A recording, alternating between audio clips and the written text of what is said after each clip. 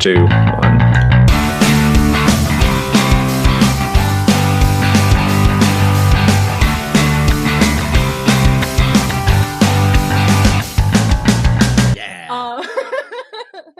Hey everybody, welcome to another episode of On Beat Off Script, our kind of end of year episode, since this will be our last episode. 1 full year of On Beat Off Script has been successfully accomplished. We are still going to do, like, kind of early January, we're going to do our, like, year in review kind of situation where we can talk about all the bad takes that we had, because I do actually think we had some rough takes. I know I probably was a little bit too generous on Drake in the Weeknd, and yes. We were both probably too generous, I think, on MGK, maybe a little bit. I still kind of, it's like guilty pleasure for me. I'm still kind of into that album, though. I feel you there, but I feel like there's like so many nostalgic nuggets that I think I gave it a little bit more credit musically than I should have. Maybe. I don't know. There's definitely going to be some things that we should take a look back on, and I agree. I mean, my personal preference is still kind of like, wow, I kind of really enjoyed that album.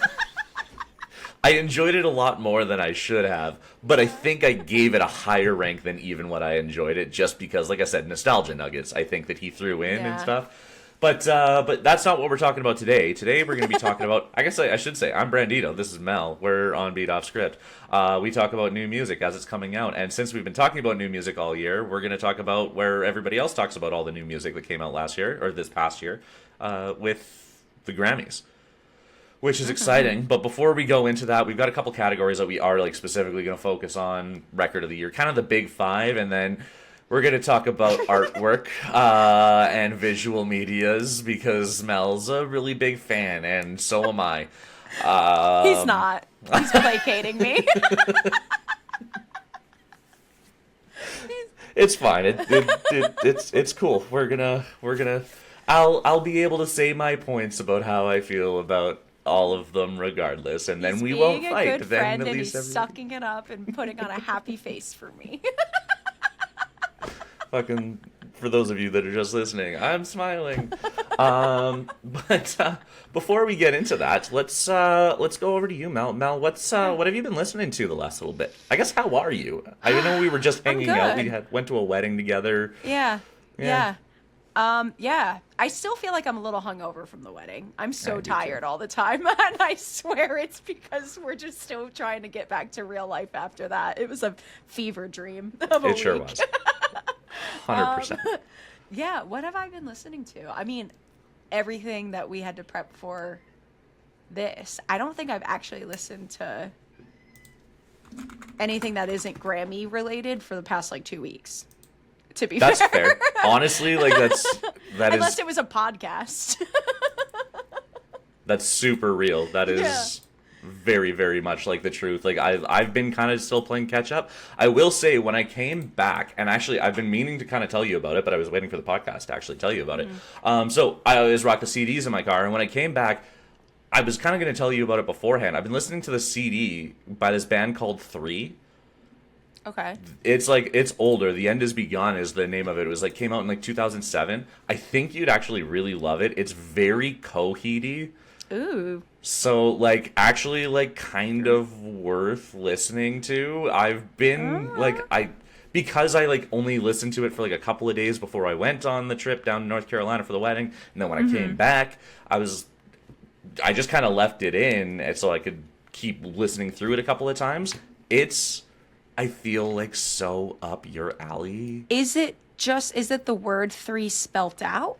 I believe so. And the album is called The End Is Begun, is the one specifically that I've been listening to. I feel like you'll end up really liking it. It's very, like, kind of like short form prog rocky in like that kind of nature. Even the vocals kind of remind me of Claudio? Claudio, there we go. I was going to say Julio. I'm like, that's not right. I know for sure that's incorrect. Oh, Claudio. Kind of remind me of Claudio a little bit. I would recommend, give it a spin. I just pulled it up on my Spotify so I don't forget it. There you go. See? So that's kind of what I've been listening to. And then, we've been obviously on the Grammy grind, trying to make sure that we were prepared to talk about all of the Grammys, what we think should win, what we think got snubbed and isn't on any of these lists, which I feel like is There's a lot. so fucking much. There's a lot. It's so fucking much, and I don't like swearing in the podcast, but like it's Grammys will make me swear. The Grammy, whoever picks the Grammys, let us know when you're ready to have us involved in doing it. We're technically a music reporting outfit at this point, so like all 100 followers or subscribers Sick, that we have on no, YouTube. wait. Yeah, thanks, YouTube. We got to do a little shout out for we hit 100 subscribers. That's sick. No doubt. That's what actually a kind of cool. milestone. I'm so proud of us. 1 year, right? It's all Yeah. to the moon 2026. Yeah, I'm But pumped. but yeah, let's get into what we were gonna talk about today, and let's go through the Grammys that we were gonna talk about. Just a quick heads up. So the categories that we are gonna go over is Record of the Year, Album of the Year, Song of the Year, Best New Artist of the Year, which are kind of like the big four in my opinion, and then we're also gonna do Producer and Songwriter of the Year because I do actually think those are almost the most deserving in the biggest way. Those are my personal most exciting two categories because you actually get some differentiation between them all. Like everybody kind of brings their own thing to the table. You know, there's people like don't know the names of that are perennial nominees that I think deserve a little bit more love. Like Songwriter of the Year, Amy Allen, Edgar Barrera, and Jessie Joe Dillon are pretty much staples. They are always nominated, and whether or not they actually get the attention they deserve is I think that they don't get enough, truthfully. And then we do have Best Music Video and Best Album Art, which we're gonna cover today. But yeah, so Mel, do you want to kick things off? What category do you want to start everything off with? I mean, I just have Record of the Year first in my notes. Do we Works start for at me. the top? Yeah, Cool. let's start at the top. All right. Do you want me to? So hold on. Do you want to? I don't know. We can alternate. Cool, that works Okay. for me. So for Record of the Year, we have DTMF by Bad Bunny, Manchild, Sabrina Carpenter, Anxiety Doechii, Wildflower by Billie Eilish, which we'll talk more about. I'm actually really annoyed that this is on here, and I love Billie Eilish. Abracadabra, Lady Gaga. There's so many. Luther, Kendrick Lamar and SZA, The Subway by Chappell Roan, and then last but not least is Apt. Apartment in Korean is what I learned by Rose and Bruno Mars. Well, I think apartment. I think APT means apartment in almost well, every... it's an abbreviation, but when they do the puta, I didn't know that's like apartment in Korean. Yeah. So I just thought they were being fucking annoying. So do we want to go song by song and talk about our opinions, or do we Let's just want to go list our song by favorites? song. Okay, so Bad Bunny. Literally, this song, I think, emotionally impacted me so much. I cried for when I listened to the song the first time without even looking up the lyrics. Like, something about the way he did this impressed me so much without, I didn't need to understand what he was saying. I still felt the emotion. I thought incorporating traditional singing and instrumentals were like a top tier touch. I love how this was like a full celebration of his Puerto Rican culture. And I thought it was so cute that it sparked the most wholesome TikTok trend. Did you see that? Like people were sharing photos and tributes to their family members and it was all over TikTok. And it's so sweet to see a nice TikTok trend. No, my TikTok algorithm isn't designed to make me cry. No. Yours is. So, I get it entirely. That sounds It was devastatingly so touching. emotional. So touching. I mean, yeah, and it's hard not to think of my mom when when I was listening to this. I go right to I should have taken more pictures with my mom. You're right. I mean, yeah, there's not really anything that I'm gonna personally be able to say that I think is going to override your emotions behind it. I think it is a beautiful song. It was not when it comes to this category of recording, the actual recording of the year. This one wasn't the one that was ever going to do it for me. I do think the recording itself, like I said, it's really pretty. It's gorgeous. Obviously, there's a lot of emotional and impact behind it. For me, I don't know if it touches on all of the bases that I would consider being record of the year, which makes like I said, I can't really argue with you. It's obviously emotional, and maybe I just don't have those emotional ranges to like grab and hold on to. But like, so what's the criteria that you're looking for? Well, because it's also it's the artist, but also to the producer, recording engineer, and mixer and mixing engineer. And so this song, I don't know if it blended all of those different aspects together for record of the year. I could see it a lot more towards like song of the year, which I do actually still have it like actually a lot closer in the running in my song of the year. But record of the year, the actual recording, I don't know if it really touches on all of those spots for me. But like again, if it inspires a lot of emotion, that still takes mastering and mixing. It takes all of that to be able to make it work. So like, there's no knock towards DTMF. There's songs that I will knock that are on this list.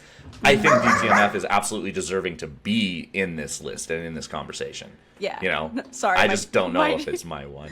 Max just got Sansa chased. My cat just chased my dog, and Max was really upset about it. That's remarkable. I love he was that. just like, leave me alone. You should take a photo, is what you should do, is what I think take is. more photos. Oh, we can't even. Don't get me emotional over my animals. I won't be able to get through the recording. I'll just start sobbing. So this one was not my one for me. Is it in your top 3?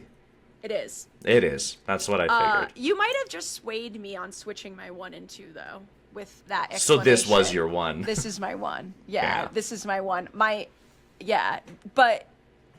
I mean, spoiler alert, I have it as my number 1 for song of the year too. But now your explanation is actually maybe making more sense. I literally in my note I have award to the artist and entire production crew as like a differentiator for my brain, but I didn't put that all together in my head when I made for my sure. notes, Well, like I said, it's an emotional song. It is beautiful. Like there's zero questions about that.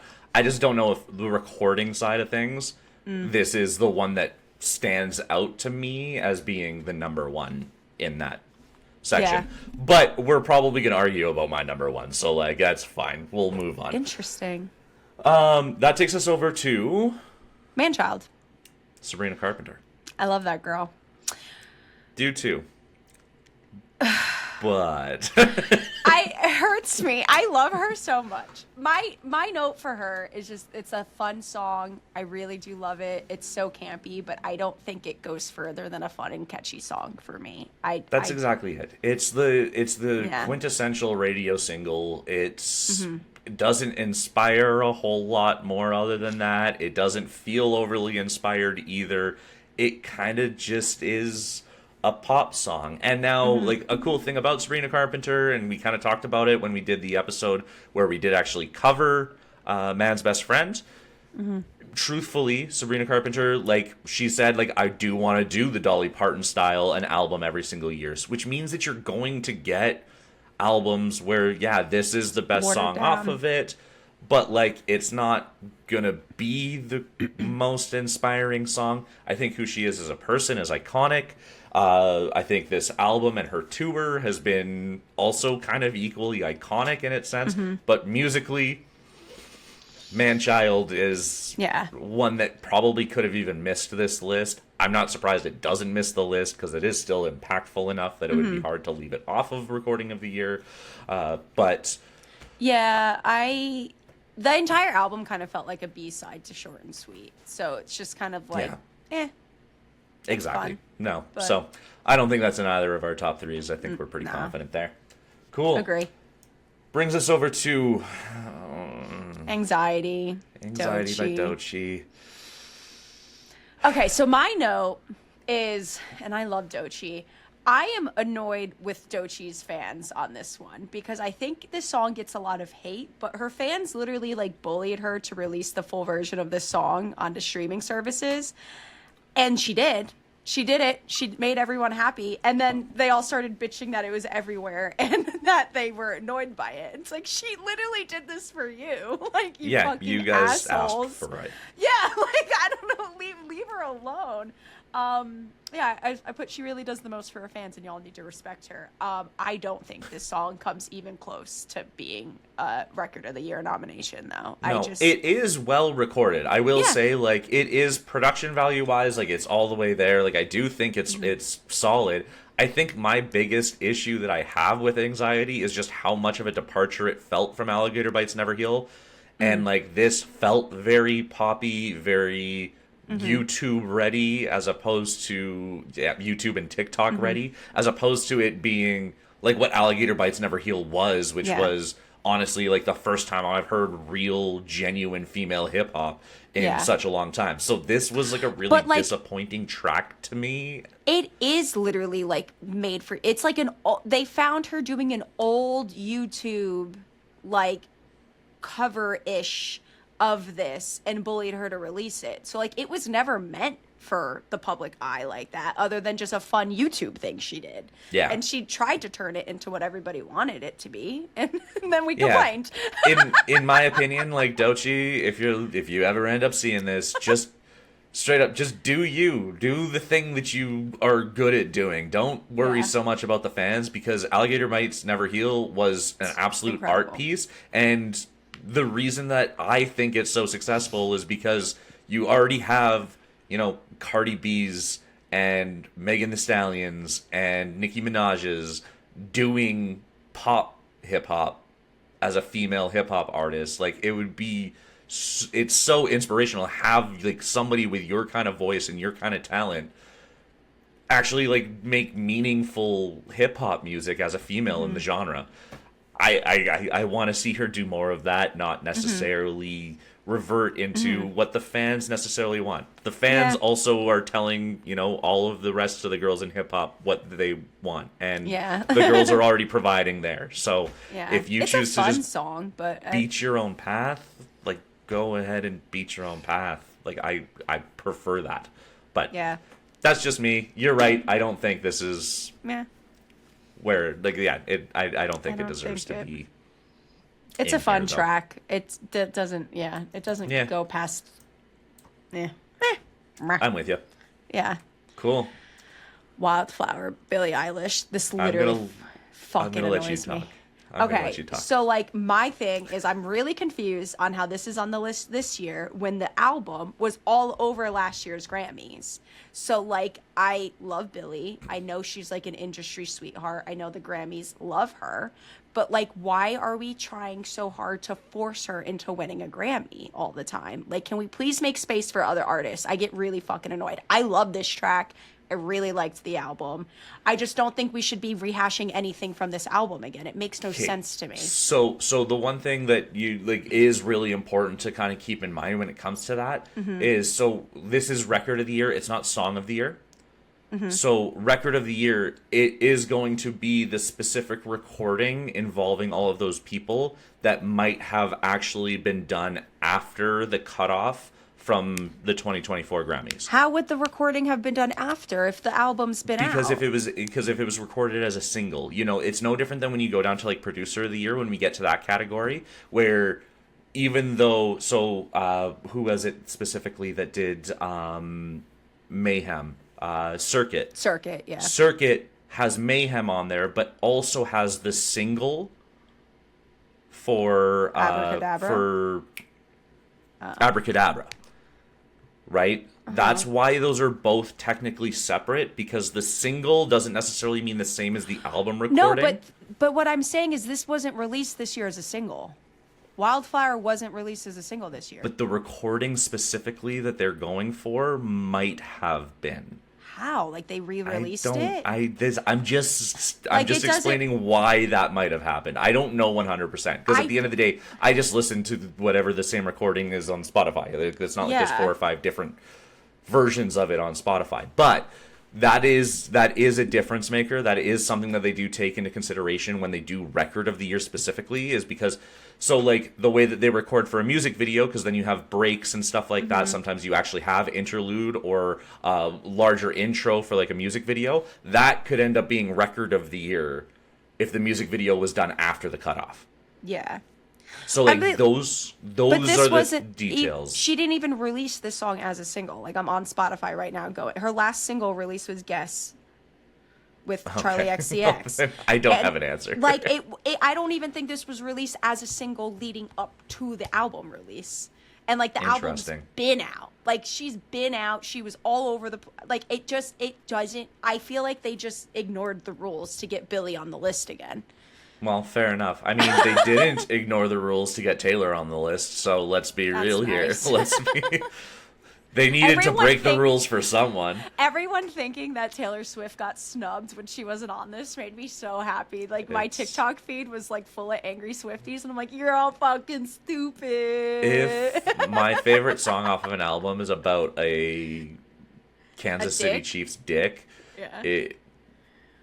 It shouldn't be. maybe it shouldn't be there. But that's not who we're talking about. We're talking about Billie Eilish. We could do multiple episodes crashing out about Taylor Swift. Yeah. Oh, yeah. Let's save ourselves some money. Oh yeah, and we're gonna have to do it next year for the Grammys because it's gonna be all over that one. Of course it will be. Yay. But yeah, so nothing against Billie, nothing about this track. I love the track. The track wasn't released this year. It was released way back when, and we already had the conversation about Billie Eilish and this entire album. We definitely have. Honestly, one of my biggest qualms that I do actually have with this album entirely was just how like soft and far away everything always was, I think, throughout the whole album. So like I really found it kind of a not disappointing album. It's a good album. It just nothing really off of this ever really blew me away because of how quiet I felt like the whole thing was done. And so especially in Record of the Year, if we're talking about specifically the recording, I don't love the recording style. I feel like it took everything so far away that it really I don't know, it really didn't do as much for me as I'm sure it probably did for a lot of other people. So it was never really going to touch it for me, whether it was this year or last year. Yeah, it was never. It's far from my favorite Billie album, but I still enjoyed it. But yeah, I get annoyed. Annoyed. Yeah, I'm with you. I get you. All right, Abracadabra. Lady Gaga. I still think this is a fucking banger. My note is that this was my number 2 pick for Record of the Year. I thought DTMF had more depth, but like that's I guess an argument for Songwriter, not for Record of the Year. I love this track. I know you weren't as big of a fan, but this is now my official pick. Yeah. It's for me, I could see it winning. Just being completely fair. I wouldn't be surprised if it won. It is not in my top 3. Wow. It's not for me. I'm not really I found it really like overly aggressive. I found it, again, when it comes to the recording and the production side of things, it doesn't do it for me. It's the whole album really felt, like I said, a lot more inspired than inspirational, which is crazy to think about Lady Gaga kind of being in that. She returned to her monster roots. Kind of, but then also like Prince and Michael Jackson, like a lot. Yeah, I know this song doesn't have anything to do with that, so I need to judge the song not necessarily based on the album. But for me, like I said, I don't love the make it spooky trend that seems to be going on. I know you're a spooky girly. We've talked about the fact that I think that this is something that a bunch of elementary kids walk around the gym in their Halloween costumes to, which makes it inherently tacky. Like this is like Monster Mash level, like I love kind the of Monster Mash, okay? uncomfortable for me. And like it has its time and place. It's one day of the year. I don't know. Like this one was, again, just it was going to never necessarily be there for me. When it comes to the actual recording and the production side of things, though, I will give it its roses. It does deserve that. And so if it wins, even though it's not necessarily one of my top 3 that I would personally pick for it, I can understand it. I can say, like, I can give credit where the credit should be due. It can be there. I agree. But I like it. It's my pick now. I still haven't even said any of my top 3 yet. So let's Wait, are they literally the last 3? I was not expecting you to have Chapel Roan on your top 3 list at all. Dude. Wow. All right, Luther, Kendrick Lamar, SZA. This is my number 3 out of. This was my number 3 as well. Okay. Yeah. Yeah. Yeah. I was like, 100%. I love this track. I just love the other ones more. Luther was honestly, it was a great track, especially when we just re-listened to GNX. Like the production on that album is great. So like when it comes to the actual recording, it does an awesome job. It's Kendrick Lamar not doing his voices, which I think is also like quintessential. Like that's the one thing that I really disliked about GNX was the Mr. Morales style like caricature almost that he does. Yeah. 100%. Like that drives me nuts. Like I'm a T-Pab, Good Kid, Mad City Kendrick Lamar fan, not like this newer I'm beefing with Drake Kendrick Lamar fan. Like that's not my Kendrick Lamar. So like this song feels reminiscent of going back to like Good Kid, Mad City style Kendrick. And then SZA, it's hard to put her on a track that doesn't immediately sound like a great recording because SZA's unbelievable good. Her voice always sounds like perfectly polished. It fits into hip hop, R&B just so seamlessly that hard to remove her from any kind of roses on that. And then it's this one I think is absolutely deserving of winning it. Not the one that I would pick necessarily, but I wouldn't be surprised if it wins it. Yeah, I'd be totally okay with it. Yeah. Wow. So the Subway, Chapel Roan. Yeah. I love how 90s this song feels. I think her vocals are incredible, but it so somebody who loves who loves Midwest Princess Chapel Roan, I thought it fell short for me in comparison to other Chapel songs.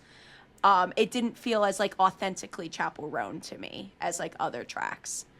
Maybe that's what I liked about it as much. I think so. This is probably my number 2. Like this actually felt like a departure, which is why I appreciated it so much. Like because it felt a little bit grittier, it felt a little bit grungier. I appreciated that about it. I think they did a great job of producing it to give it that sound. And that's what I want to hear a little bit more of. I like hearing the inspiration that came, from the 90s and how it gets performed in 2025. Chapel Roan, I think she nailed it on this one. I'm a pretty big fan. This is my second. Wow. This is my number 2. I really love this track, but for me, it's I don't know. It was. I will say if it's between, well, I know that you gave DTMF the spot that I'm not necessarily giving DTMF. So if it was Luther, this, and Abracadabra, I also understand. That's kind of my 2, 3, and 4. Yeah, fair. Okay. Right? Yeah. All right, last but not least, this is your fucking pick, and I hate this song so I know you do. I've never cared for the song. I've been so ready for it to go away. It's been so in our face for so long, and the apata-patas annoy me, so much. And I listened to this song, twice in, prep, trying to, hype me up a little bit, and I'm annoyed by it. It's so funny because you were the one that was arguing it's K-pop world now to me, literally not very long ago. You're just I know it. I mean, yeah, that'll come up in other categories. I just don't fucking like this song. Oh, I think it's a banger. I think it's top to bottom. I think it's absolutely if I was to pick a track that defines 2025. I hate that you're not wrong. Yeah, and the production on it is magnificent. You have rocky beats, you have the pop stylings that come through there. You still don't lose the K-pop vibe with the whole thing. I do think it is masterfully crafted. It is put together so well. I think it's a banger. Sorry, there was a small break there for anybody watching this where they're watching it. Small break there. But I know I'm probably the least likely person to pick Apata. Wild. But I think it's a banger of a song. I think they did such a good job. I think it's deserving of. I think it's the most deserving out of all of it. Now that being said, again, there's also a lot of tracks that I think probably deserve to be on this list that aren't on this list. Oh. I didn't necessarily take a list of those, but like, if I have to pick between these, what is it, 8 tracks? Mm-hmm. I'd probably go with Apata. I'm sad that you're probably really not wrong. Like, there's a very good chance that it goes to I know, it. and it's not even in your top 3. No, it's not. But that is that. Yeah. But moving on to the next spot, album of the year. Mm-hmm. This is my personal, like, this is the one that I care the most about because you know how I am when it comes to singles and all of that kind of stuff. Mm-hmm. I'm definitely prefer to talk about the whole project. And this one I think we're probably going to come back a lot more online with in a pretty big way because we both, I think, have, especially over the last year, really kind of aligned, I think, a lot of how we feel about albums. You know what I mean? You would obsess over... I think Man's Best Friend would have been one of your top albums of the year, if we weren't 100%. doing something like this, right? So I do think like this is going to be one. It's going to be a lot easier for us to get through. Mm-hmm. So let's start things off now that we've both switched sides of the recording here, and I get to now take over this category. Hell yeah! First up for album of the year is Debí Tirar Más Fotos by Bad Bunny. I tried to say it right. I gave it my best effort. I don't know how to speak Puerto Rican, so I won't try probably ever again. But it is just a variation of Spanish. I tried to like roll an R. That's really all I tried to do there with that. But let me know in the comments if you think I'm right or wrong. Bad Bunny, how do we feel? All right, yeah. So this is my number 2 choice. I think, again, it's an incredible celebration of Puerto Rican culture. I even love how they highlighted the Sapo Concho is that little endangered toad.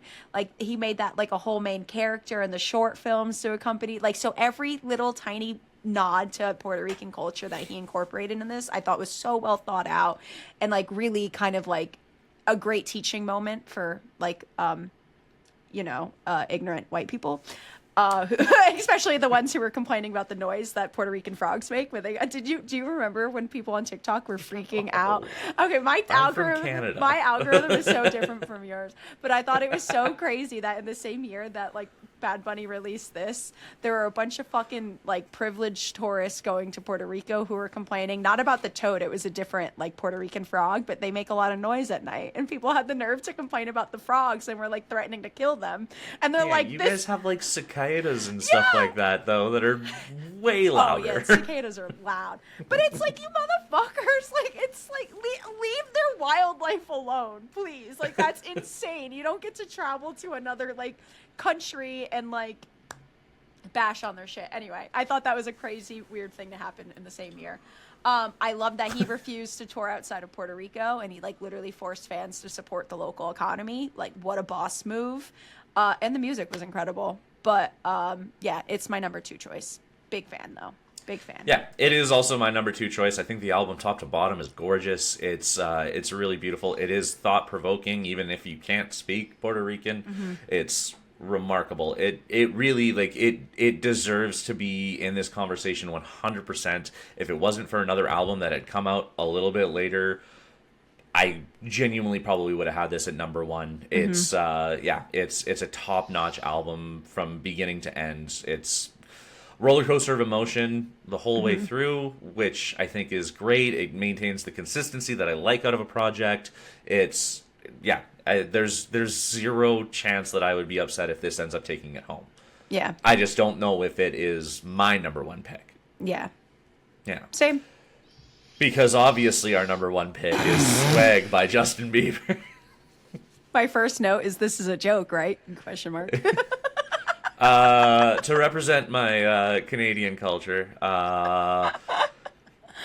Swag.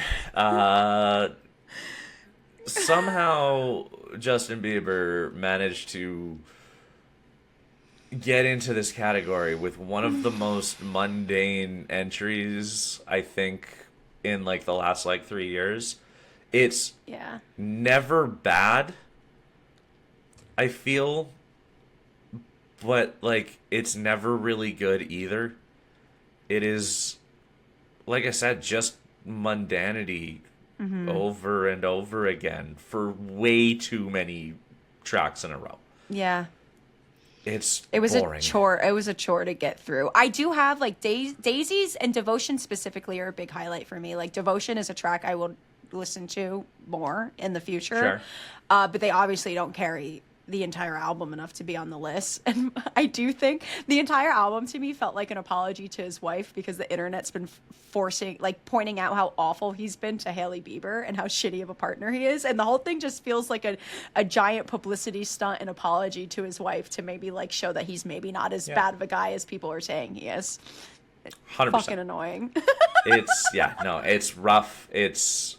The fact that it's on here is kind of despicable. It really does not deserve to be on this list whatsoever. It's insulting to a lot of really great albums. I agree. I 100% agree. But like it's, it's funny because I was talking to a colleague and they asked me, they're just like, so do you think this was a bad year for music? I'm like, I don't think it was a bad year for music in any way. I think it was a rough year for like popular music when it came to actual full projects. It was not the same as last year where you had Brat, you had Short and Sweet, you had Rise and Fall. Like you had such good entries last year that the fact that Swag makes it on this year is like it's embarrassing. It is kind of embarrassing. It's Yeah. rough. But yeah, so that's our take on the Beebster. Yeah. Get him out of here. That brings us over to Man's Best Friend by Sabrina Carpenter. Yeah. I said there's Sabrina Carpenter, I will say, Short and Sweet was my pick. What I think should have won Album of the Year last year. Did it win Album of the Year last year, now that I'm thinking about it? Wait, no. What did? Hold on. Why am I blanking? No, never mind. I thought it was Brat. No, you wanted it to be Brat. Why? It wasn't B. Why can't I remember what won last year? Oh, duh. It was Cowboy Carter. Duh. No, it was That's what Cowboy. I said. Is it B? Yeah, was it B? It was Cowboy Carter. Well, yeah. What? God. Duh. Yeah. Which we don't need to rehash any of the arguments we've had about that album. I don't know if it should have won Album of the Year. I don't think it should have won Album of the Year. I think it did win Album of the Year, which is fine. I also don't think it should have won Country Album of the Year because it wasn't a country album. But that's not because she shouldn't be allowed to make country music. It's just that wasn't really a country album either. I had enough influence to consider it, and I think it's such a giant fuck you to the Morgan Wallens of the world, and I love it so much. Well, trust me, everybody wants to tell Morgan Wallen to go, like, eat dirt. I'm with you on that. I don't disagree. I love it. But Man's Best Friend was like a country-esque entry. We know how I feel about that. It was not... It's fun. It's fun. I'm not going to deny that whatsoever. Sabrina Carpenter, like I said already, is iconic. It's hard to take that away from her at all. This just was not short and sweet. It was... You said it perfectly. It felt like a bunch of B-side. And so, like... Yeah. I can understand why it's here. I don't think it deserves to be, though. You know... I agree. Yeah. It's kind of a throwaway. Yeah. Again, we covered the album. It's fine. It's not good. It's not great. It's just okay. And that's okay, I guess. I have a tough time thinking that it could win Grammy of the Year. Or for Record of the Year, I should say.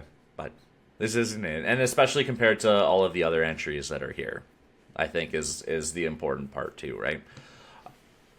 So... that takes us over to Let God Sort 'Em Out. Clips, Pusha T, and Malice.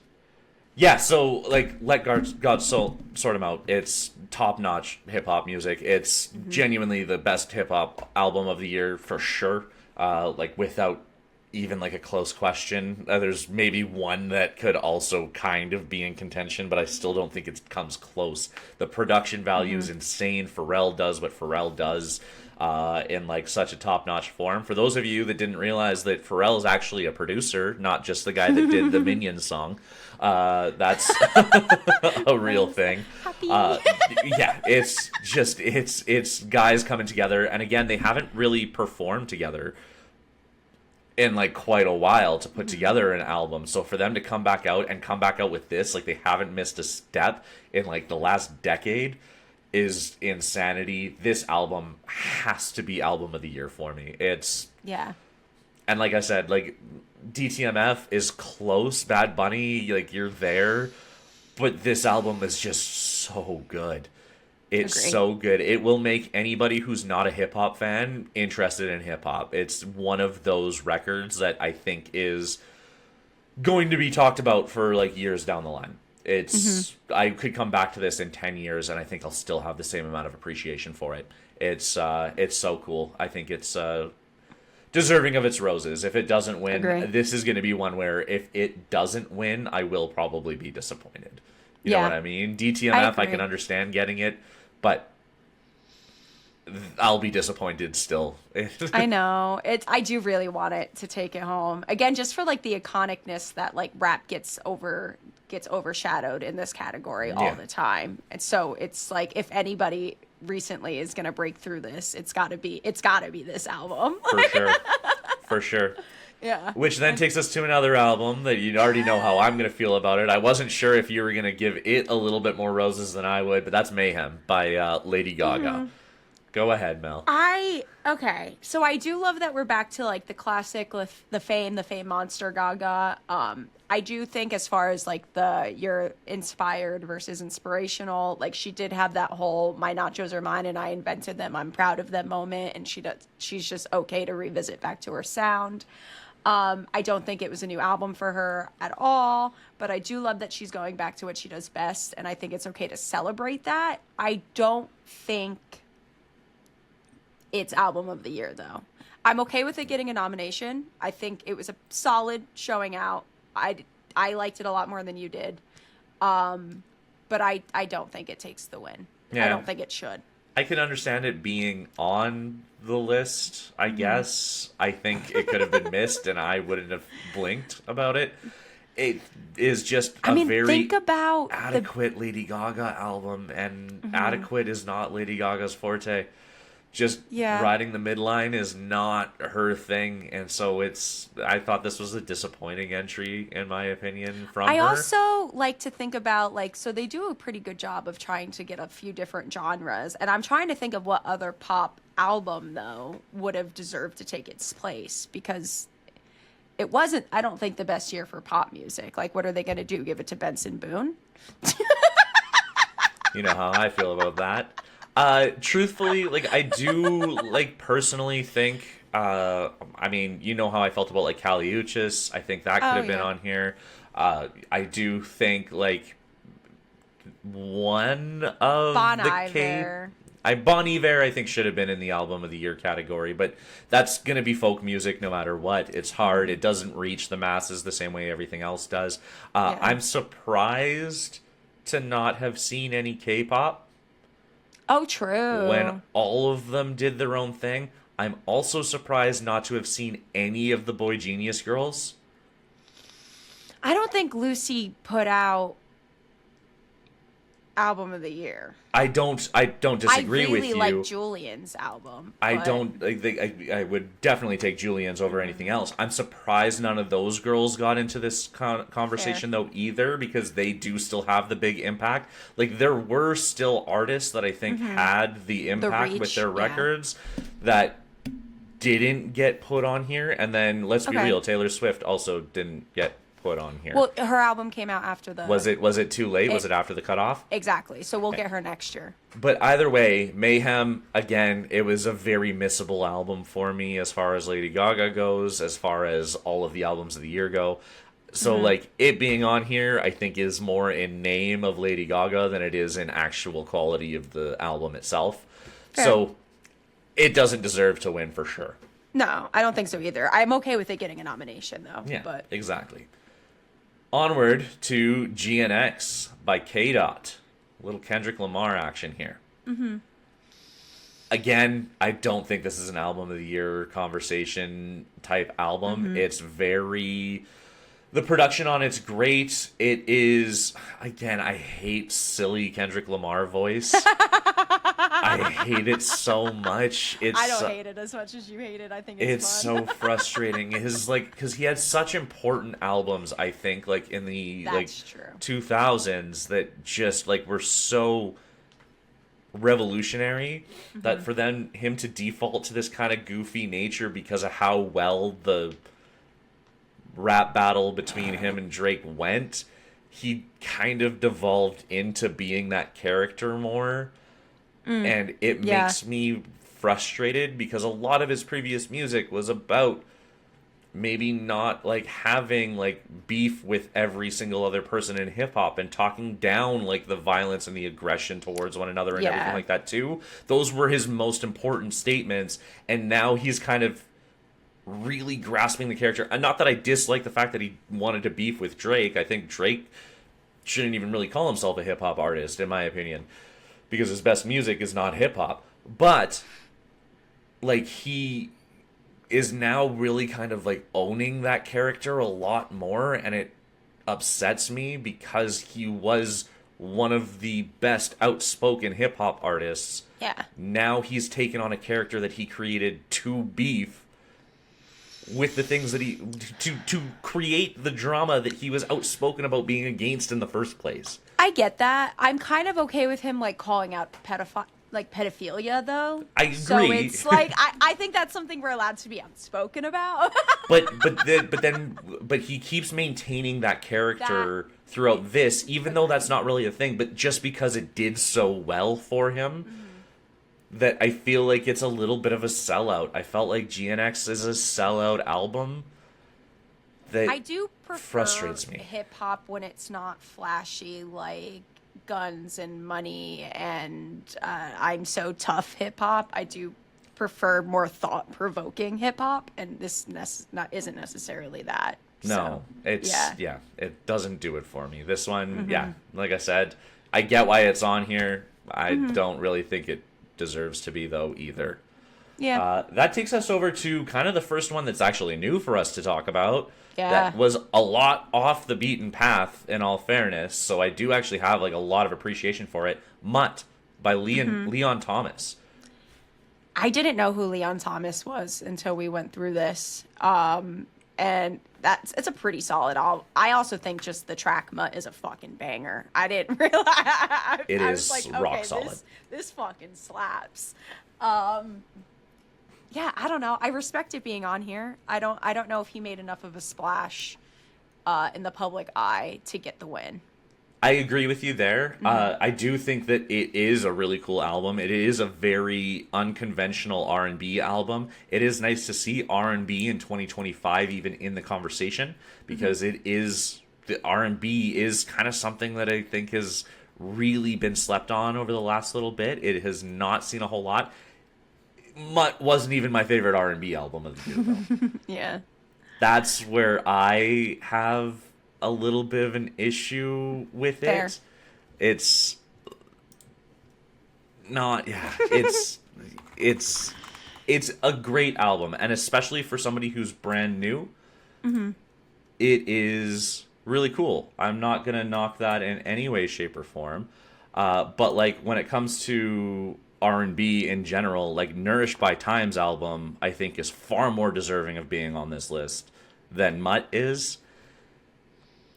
So like right away, just that by itself makes it hard for me to want to call it an album of the year. Fair. Right? I can't even, I don't even think it's the album of the genre for the year. Fair. So yeah. You take listen that to a with- lot more R&B than I do, so I don't have much that's to exactly compare it. to. And yeah. like this was a good entry. It was a good, actually, you know what? I'll even say it's great. It's just, it's not the levels of some of the other R&B albums that came out this year. So it's not going to be the one that does it for me. But Yeah. Sure. I mean, Yeah. props to Leon Thomas. Like, your first entry and you're already in an album of the year conversation. I think you've got a lot of career ahead of you. I think there's a lot of maturity that you're going to end up developing, especially in R&B. That maturity is like critical to really kind of like owning that, you know. Yeah. Rest in peace, D'Angelo. Like, maybe you're the next form, Leon. And I really hope that it is. It's a great entry, just not record of the year or album of the year material yet. Yeah, I think there's a very good chance that we'll see him on his next album in this category again, and hopefully that's the one that puts it over the edge. You know what I mean? You know what? I never thought of this. I was just thinking of like genres that maybe were over. I'm surprised Turnstile didn't make a nom for this. That Turnstile album is fucking huge. Rock's tough. But still, I don't know. Rock has also just kind of disappeared over the last like 10 years. That is true. Making any kind of appearance in album of the year. It is pop music and hip hop, and pop music usually wins. Yeah, I would have loved for Ego Death to have been in here for the record, but I get it. How many people can you make angry and still get a Grammy nomination? Hayley Williams is testing the waters. I know. Hey, she's still got a couple, but it makes sense that after saying fuck you to her record label, she's not on album of the year. Yeah.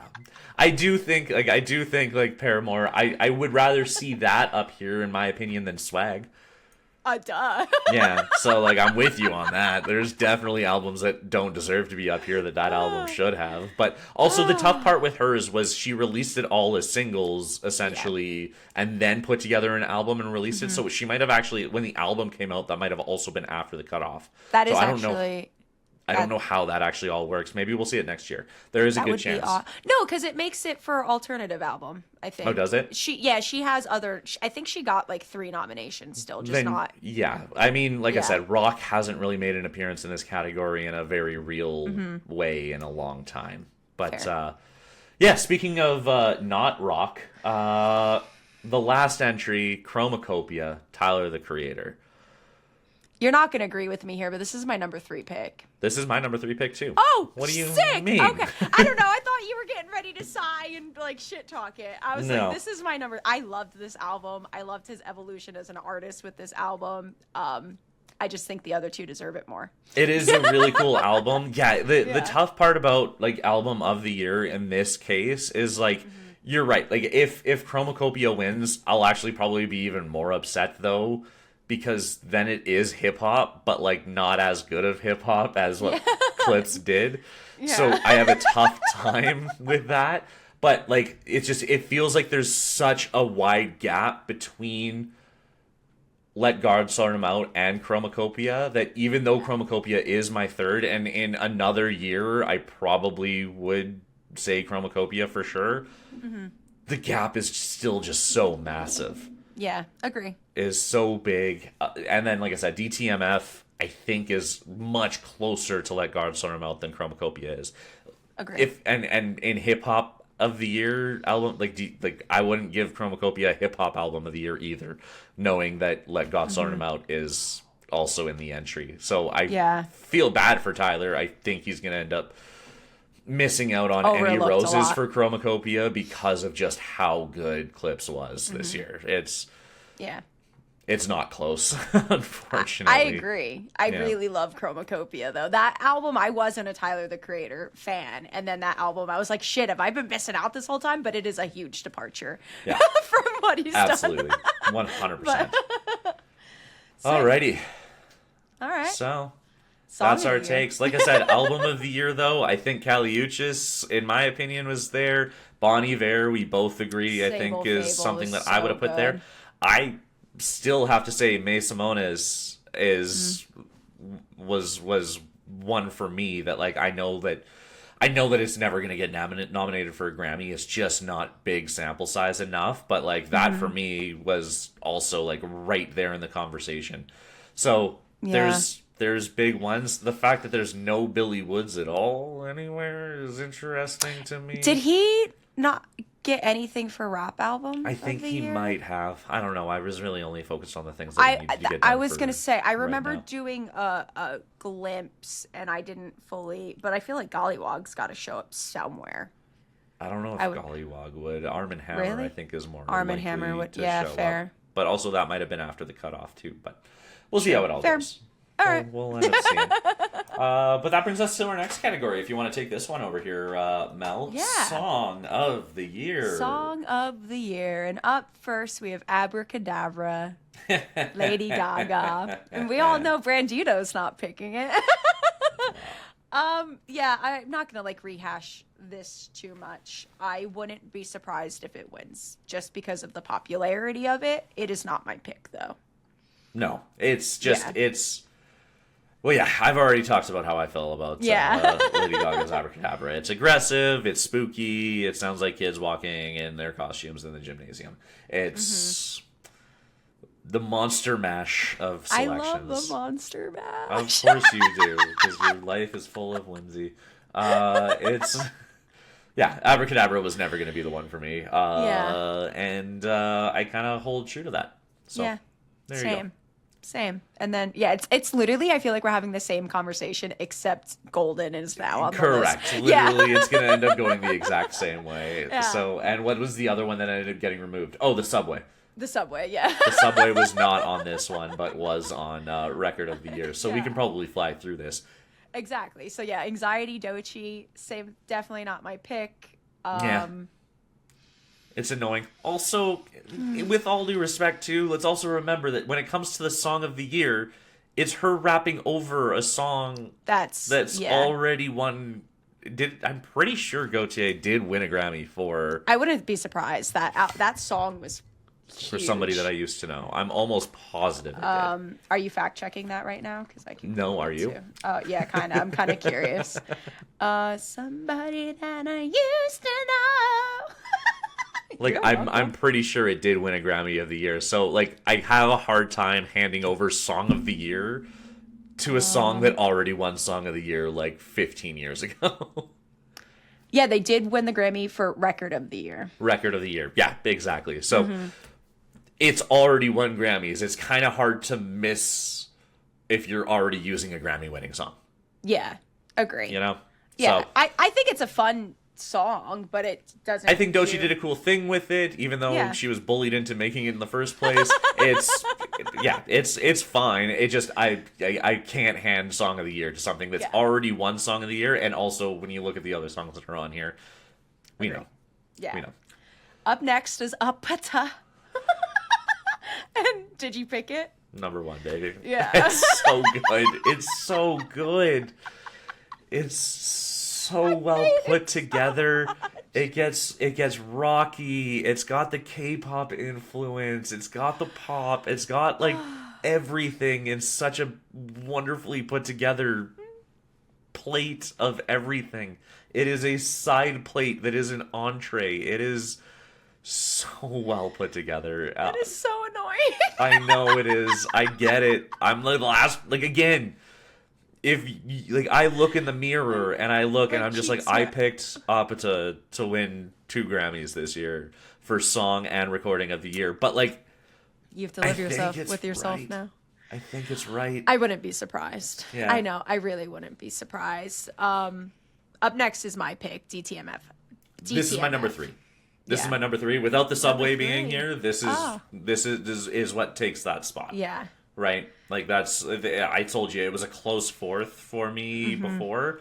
It's for sure my third without question when Yeah. we move into Song of the Year. I think especially when you start removing out like how much more important the production and that kind of side of things is. Yeah. Then yeah, this is a beautiful song. It's everything you could want.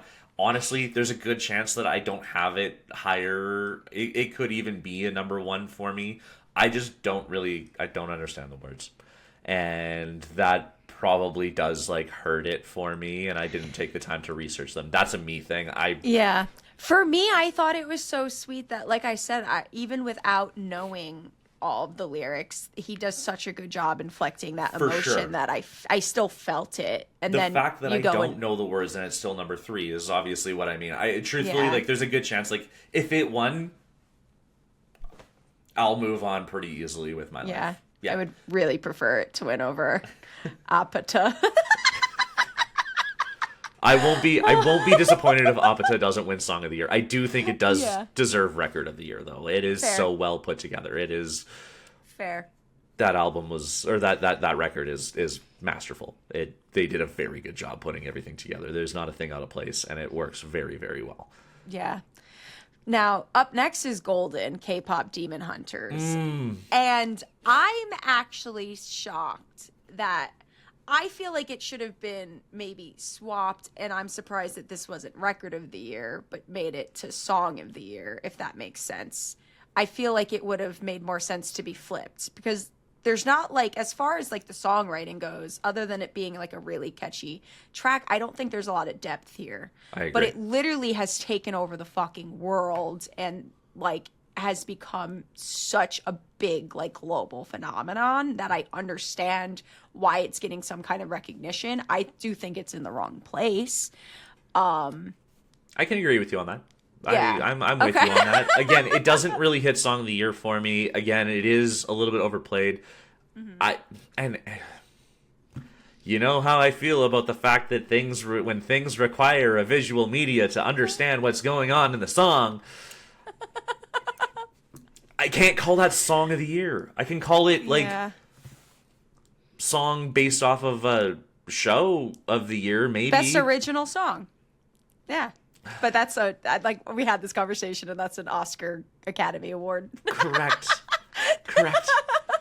If it needs to be tied into another form of media, you can't call it Song of the Year. Yeah. It's song plus the other thing that needs to be with it of the year. Yeah. So Golden, I don't think should stand a chance. For it might win. themes, I know, and I'm actually kind of upset that it might win. I could see, again, the categories don't make sense to me, because I do think it's, like, well produced. It's obviously a great theme song. I just, there's no depth. I don't understand why it's here. I don't want it 100%. to be here. It might win. I really don't want it to beat out DTMF. I'll be really sad. Yeah, absolutely. Like, I'll be really sad. Luther, Kendrick Lamar, SZA. This is my number 2. It's I think it's same. a top-notch song. Like GNX, for what GNX is as an album, I don't think if you listen to Luther, I don't think you're gonna get everything that you want from the album, because Luther is, like, by and large the best track off of that album. Luther is a great track. SZA deserves all of the roses in the world. Kendrick Lamar does not do his stupid character. It's perfect. It's just a really solid track. It's just a really, love really, this really song. good song. What I can say is actually kind of impressive is the fact that Jack Antonoff actually is in here twice, and Jack Antonoff on this one, I don't know what creative liberty he allows Taylor Swift to have when Taylor Swift has been working with him, but obviously Jack Antonoff can do something right, because this is a great song, and Jack Antonoff also deserves to receive some production roses for this track specifically. Well, I do think it's important to point out that the one album that Jack Antonoff had no control over is the one that Taylor Swift really bombed. So maybe he was really trying to hold it all together this entire time. And That's what kind of what I'm thinking. I'm like, oh, so you mean Jack wasn't on this last one, and now everybody is, like, not in her corner? Yeah. Huh. It's like, oh God, yeah, maybe he really, I thought maybe he was the problem, but it's not the case at all. I'm so sorry. Might be somebody else. But yeah, this is my number 2 behind Apata. But again, DTMF is, if I could pick, DTMF is like basically 2A, Luther is 2B for me. Fair. You know what I mean? Like, Yeah. they're both right beside one another. Again, if any of those 3 win Song of the Year, I'm fine with it. I'm more of a project guy anyways. I take a lot more time and pride in listening to the albums, kind of regardless. So, like, when I'm looking at the individual songs, I like Apata more, but those other 2 songs are great. Hard to knock any one of them, and I'm not really the kind of person that would get overly passionate about any one of them winning or losing. You know? I'm a little more passionate about DTMF on this one. I know. And that's totally fair. I get that. But and then we have Man-Child, Sabrina Carpenter. another Jack Antonoff. Yeah. I mean, Man-Child, it's fun. It's silly. It's goofy. Sabrina, I've said it again. I'll say it over and over again. She's iconic. She's going to be in this category no matter what she puts out. Yeah. But for real. It's not the one. No, agree. No. And then Wildflower is the last one, and we know how I feel about that, and I don't think it should be here. Well, yeah. That's a tough one. Just don't understand what it's doing. Yeah. I'm going to leave that to you. Again, you know how I felt about the Billie Eilish. I feel like it's too quiet. I feel like it's hard to... it just doesn't do the things for me that I know that Billie Eilish does for so many other people. I can understand it being on here depending on how the rules and stuff like that play out. If it's by the rules, then I guess I can understand it being here. Because it is a good song. It's just, it's not mine. You know? I need somebody to then further explain the rules. Because from what I've looked up, it seems like they're bending. So I maybe I need to do more Googling too on my end. Because I really want to figure it out. I don't get it. I'm with you. All right. Cool. Well, that wraps up Song of the Year. Basically, we've picked 3, except you disagree with me on Apata. Agree. Which is fine. Yeah. I'll get over it. Yeah. But this is when we start getting into, in my opinion, the more interesting categories to actually talk about. So, this is where we can actually spend some time and talk, which I'm excited about. Starting off, we have Best New Artist. Best New Artist. And I'm going to name some names because I think it's important that we talk about some names. I'm just going to go through everybody right off the hop. We have Olivia Dean. We have Cat's Eye. We have The Marias.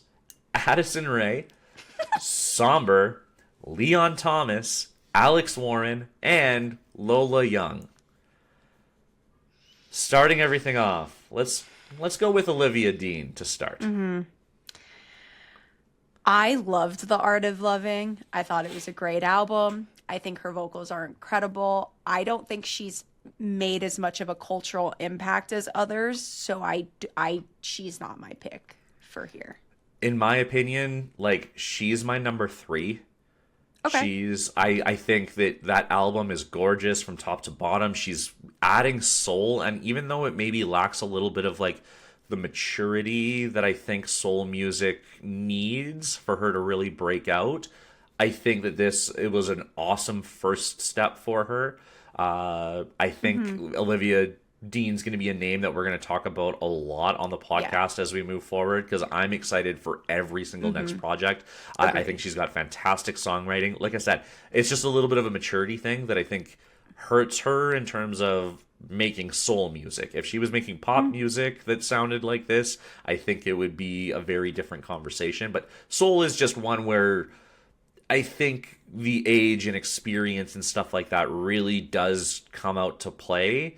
And unfortunately, I don't think if we'll see her necessarily in one of these top categories the way that we talk about things as she moves forward throughout her career. But she's going to be revered kind of very similar, in my opinion, to I can't believe Brandi Carlile. Oh, okay. That Brandi Carlile was very rarely getting kind of entered into, album of the year categories when she absolutely deserved to be.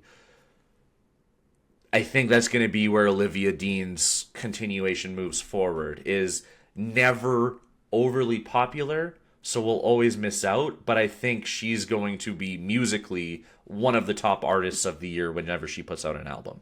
Agreed. So I'm a big fan of Olivia Dean. I really would love to see her win it. I don't think, because of the reasons that you mentioned, because of the cultural significance, because of that stuff, I don't think she's going to, but I would love to see her win.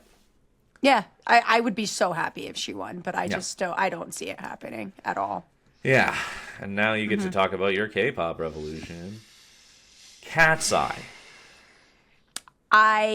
Speaking from a completely objective viewpoint, this is my pick to win. I see them winning. I think, considering they didn't even put out a full album, it was just an EP, and Gnarly had the impact that it had. And I really loved the Gap Jean campaign because it was like a full celebration of diversity following that American Eagle Sydney Sweeney debacle that was like all about genetics. I just feel like they did such a good job overshadowing that, and like Gnarly was everywhere, and I kind of think Gnarly is a banger. To be annoyed with Apata and not Gnarly is maybe a little hypocritical of me. But Cat's Eye's my pick. I think they've just been everywhere in like a really positive way. See, and like for me, like just like I know I just talked about cultural significance being something that was important in everything. I'm removing it from this equation because I don't think it's genuine cultural significance. I think it's fad-y, you know? All of it's a little fatty. I don't know. I mean, sure. This one for me was like an immediate no. I'm like, this one does not win. I don't think it deserves to win. I don't think it deserves to be in the conversation. I have a big X on this one. It's going to be a no from me, man. I can't wait to see. I'm really excited to actually, after doing this and having such an intense conversation about them all, I'm really excited to watch 100%. The Grammys this year. Yeah, we have actually like $2,000 on every category right now between Mel and I. So, and it's just gonna go to Wildflower twice on us. It probably will. All our money's going to the house. This one, Cat's Eye just doesn't do it for me. And again, it's probably got a lot to do, you know, because you said, I can't believe I hate on Apata, but I'm totally fine with Gnarly. I think about it the opposite way, where I'm just like, I actually think like the single is better than what the rest of the project is. If you were to ask me if Rose's album deserves to be an album of the year conversation, or if Rose deserved to be a new artist of the year if she was a new artist, I would say absolutely not. You know what I mean? Specifically one song I think deserves to get its flowers, but when you take a look at the rest of everything else that's surrounding it, fair. I'm not a big fan of. So that's why I have a tough time putting that into my best new art. That's why I just kind of completely wrote off Cat's Eye as being one of my best new artists. Fair. I get that. Moving onward to the Marias. I'm a big fan of the Marias. I don't think this is their category to win. I don't think this is just based on the lineup. This is their one. It's really nice to hear female-led rock actually being in the conversation, though. I think that's absolutely fantastic. Don't tell our friend Jen, who's an absolute The Warning psycho, about all of that. But, you know, like, female-led rock is something that I don't think gets enough praise. And I think, like, I personally, of all of the artists on here, the Marias are probably in my top 3 of ones that I'll go back to. I agree. I really like Submarine. Yeah. I really liked that album. My note for them is like, when I was like looking up how they necessarily even got like the nomination, I didn't realize that the one track No One Noticed is what propelled them into the spotlight early in the year. Yeah. And like that song is like far from my favorite on the album. So like it might have been the most viral, but they have way better tracks on there. And I don't think they have as much staying power when it comes to the public eye, unfortunately. I would agree with you there. But like I said, the album was great. If you don't know the Marias, anybody out there, please give it a listen. It's actually like super worth the listen. Really? I don't think it's going to win Best New Artist, but I do genuinely really appreciate them. In my opinion, they're going to be ones that I continue to go back to. Might even be like my second favorite of the Best New Artist albums. So, okay. Addison Rae. Addison Rae's my number 2 choice. I know. So, yeah, she's my backup choice. I put, like, Charlie XCX literally passed the torch to her after wrapping up the Brat Summer, like, tour. I do think it's really sick to see her go from TikTok dancer to actually proving herself as an artist. She had, like, a really embarrassing thing happen where her music got, like, released ahead of time, and it wasn't good. So for her to actually like be able to move past that and continue moving forward and like actually take the criticism and come out with something that felt like really, really genuinely and authentically her, I respect a lot. And I also can't ignore the impact of Diet Pepsi alone as a track. That track has gone viral so many times. It skyrocketed her music career. Like, she finally got people to take her seriously a little bit. And, like, even the Ben Platt cover, like, brought it right back into the spotlight, because the songwriting, I think, on that track is top tier. Maybe her method of delivering it isn't my favorite. I really like Blonde Shell covered it, and the Blonde Shell covers my personal favorite. But, like, that track is, it won't go away. Like, people love it. Yeah, I mean, I've got a big X on Addison Rae on this one too. I think, again, sure, there's one or two songs that are solid, but, like, I feel like the rest of it is just very watery. I think it fell just too much into that TikTok turned artist breath for me, and I've just had it so many times now, and every single time I'm just not very impressed. I think the reason that it goes as viral as it does and has the cultural impact is because of the not TikTok. music following she already has. Fair. Right? And so, like, again, it feels like fake hype. Doesn't feel so. Maybe the virality feels fake, but I don't think her music feels fake. No, I don't think her music feels Which fake, but the I virality of it appreciate. is. Yeah, that's exactly what I was saying. Like, Yeah. the hype around it feels phony. And Fair. so I don't know if I can take cultural significance into equation when I deal with it, because she was already culturally significant without the music. Yeah. So when you add music, and I find it I find it like a little bit of, like, watered down wine, you know what I mean? Yeah. Like, it's good, but it's still, like, the safest play in the world type music. My headphones on, like, it's so... I didn't like that track at all, but there are other tracks on the album I appreciate. I take a look at the whole year for her music, and I find it's a lot more filler, a lot less killer, so this one doesn't do it for me. It's... Fair. Yeah, I don't think she's gonna win, and I'll kind of be annoyed if she does. Truthfully, I don't think she is gonna win, but I kind of low key maybe rooting for her the tiniest bit. I don't know. It's weird. No, Addison Rae being my number 2 pick was not on my 2025 bingo card. for sure, definitely not on mine either. Certainly not on mine. But that takes us over to Somber. Somber is, without a question, my number 1 pick. I think they are remarkably fun. I think they're fantastic. I think they play in lots of different areas. I, in my opinion, am most excited to see their career as it moves forward, because their identity is just so open. There's a lot of different ways that they're able to go. I think they're incredibly talented. I'm a huge fan of Somber. I really like Somber. I really liked their album. I think they've had a great year. Me personally, he's not outperforming the girlies. That's just personal preference. Yeah, though. this Like, is the classic. This is why we needed Bob, because this was always going to be a battle of the sexes, I guess, when it comes to new artists, eh? You're always going to take the girls. I'm always going to take the boys. Don't worry, there's one boy that I will for sure not be taking. Thank you. I mean, duh.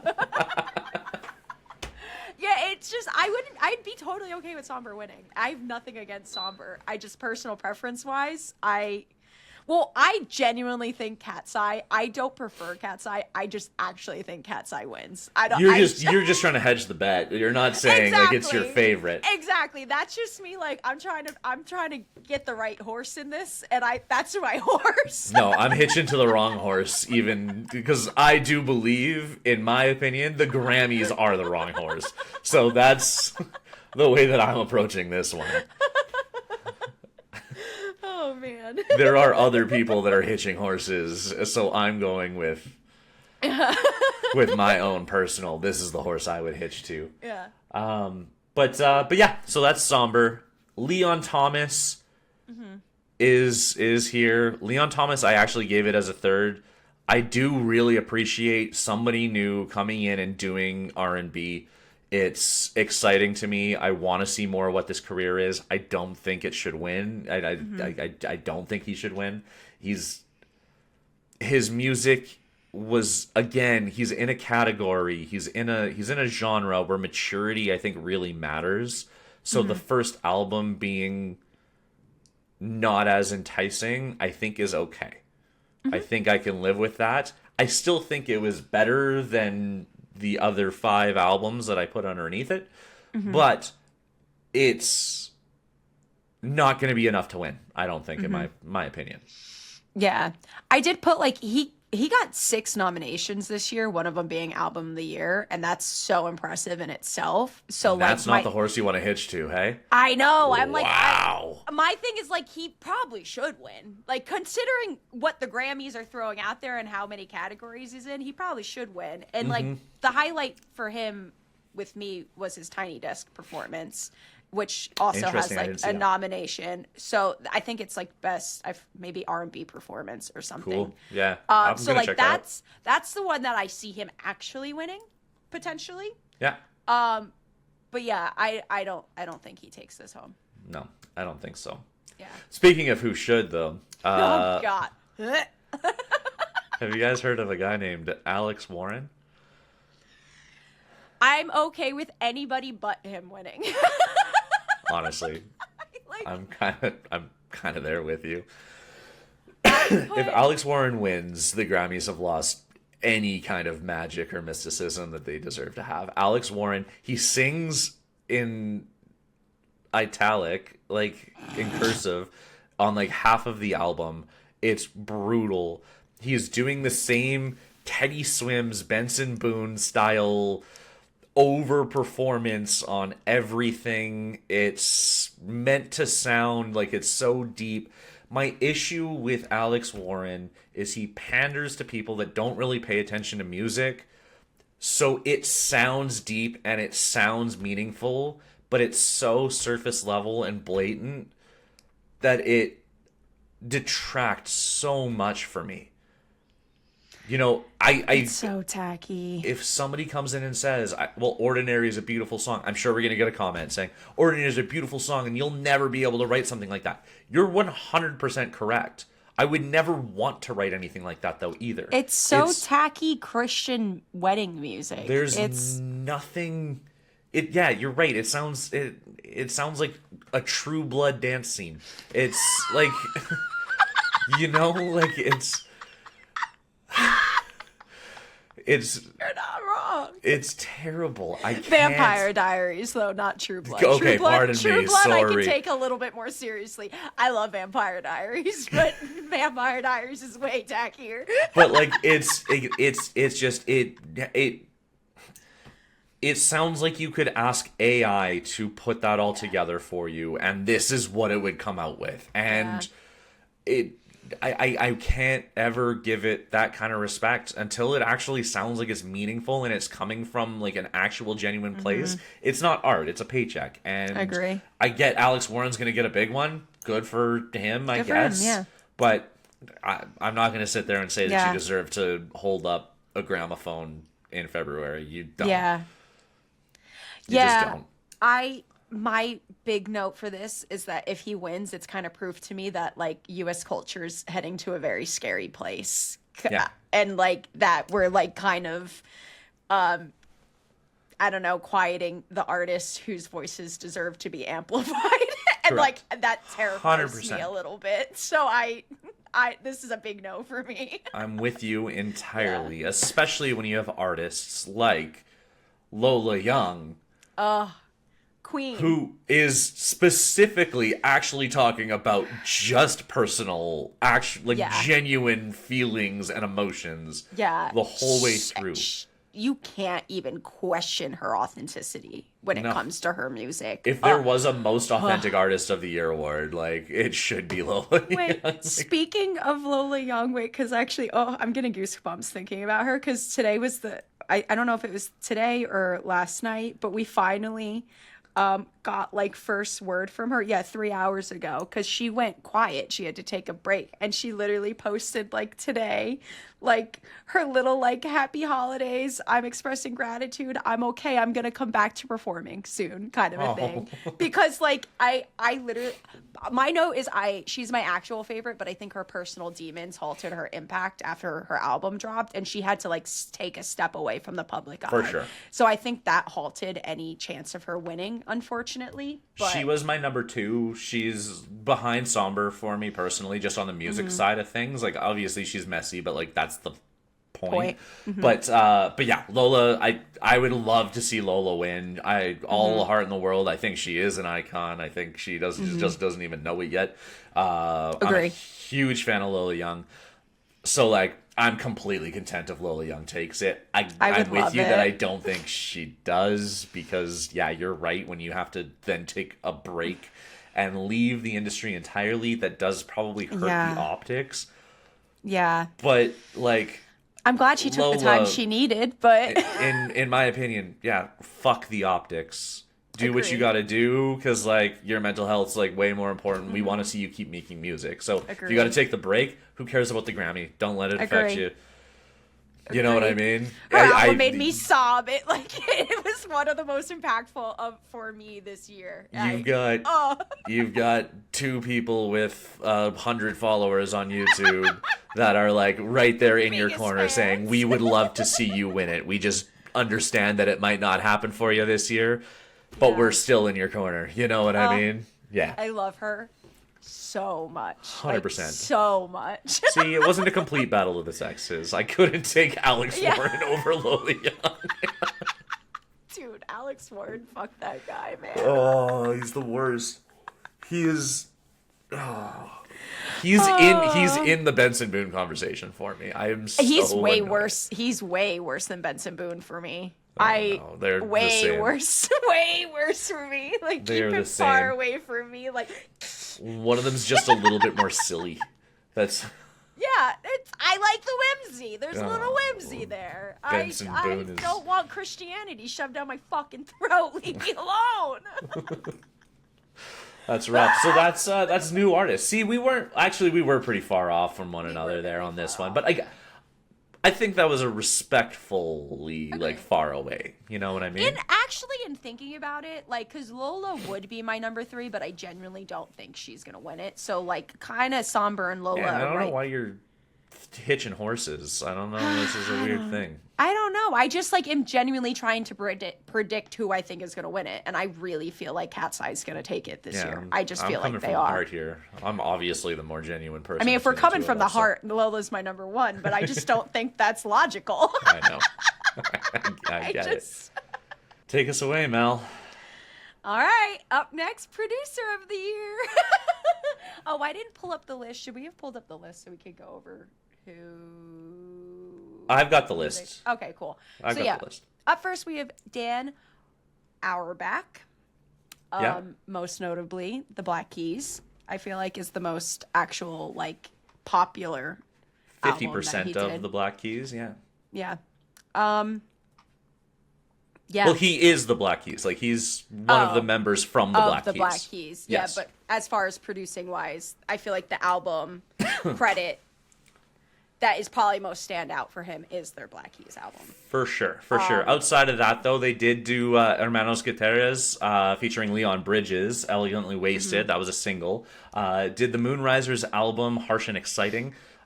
Did Robert Finley's single. I love Robert Finley so much. Harsh and Exciting. Did Miles Kane's single, Love is Cruel. Did Early James, that was new to me when I was listening to it through the production stuff, and I actually really liked that one too. Early James' album, Medium Raw, which I really actually enjoyed that album a lot more than I thought I was going to. The Velveteers album, A Million Knives, I forgot about which I was going to say, the Velveteers I think had like a pretty good following too. You're right, yeah. Obviously produced his own album with the Black Keys, No Rain, No Flowers, as well as Jeremy Albino's album, Our Time in the Sun. So when it comes to producer of the year, Dan Auerbach's style is obviously very Southwest blues rock. It's what you heard from the Black Keys. That's what he tends to deliver in his production value as well. So if you liked Brothers way back in the 2000s, you're gonna like Dan Auerbach's production now. It is what it is. You know, Hermanos Gutierrez, I love. So like, I was excited to see that this was something that Dan Auerbach had helped produce. And Leon Bridges is fantastic. I don't think anybody has any qualms there. Moonrisers I hadn't heard of until this. this as well, but again, it's kind of got like a dark staticky kind of note to it, which is again kind of consistent throughout all of it. It's meant to be dirty, it's meant to be kind of southwestern, like I said, blues rocky. It was very atmospheric. I kind of appreciated how atmospheric that one, because it was just instrumentals, right? That one was the one that yes. Yeah, 100% the whole way through. Robert Finley is, I mean, he's kind of a renowned blues artist, so to see Dan Auerbach working with Robert Finley, I know not a whole lot of people are listening to modern day blues, especially not when you're talking about like Delta blues style blues music, so I was a big fan to see Dan Auerbach on that too. Truthfully, I think the worst album that he produced was the Black Keys No Rain No Flowers in my opinion, and I'm a huge Black Keys fan. I love them.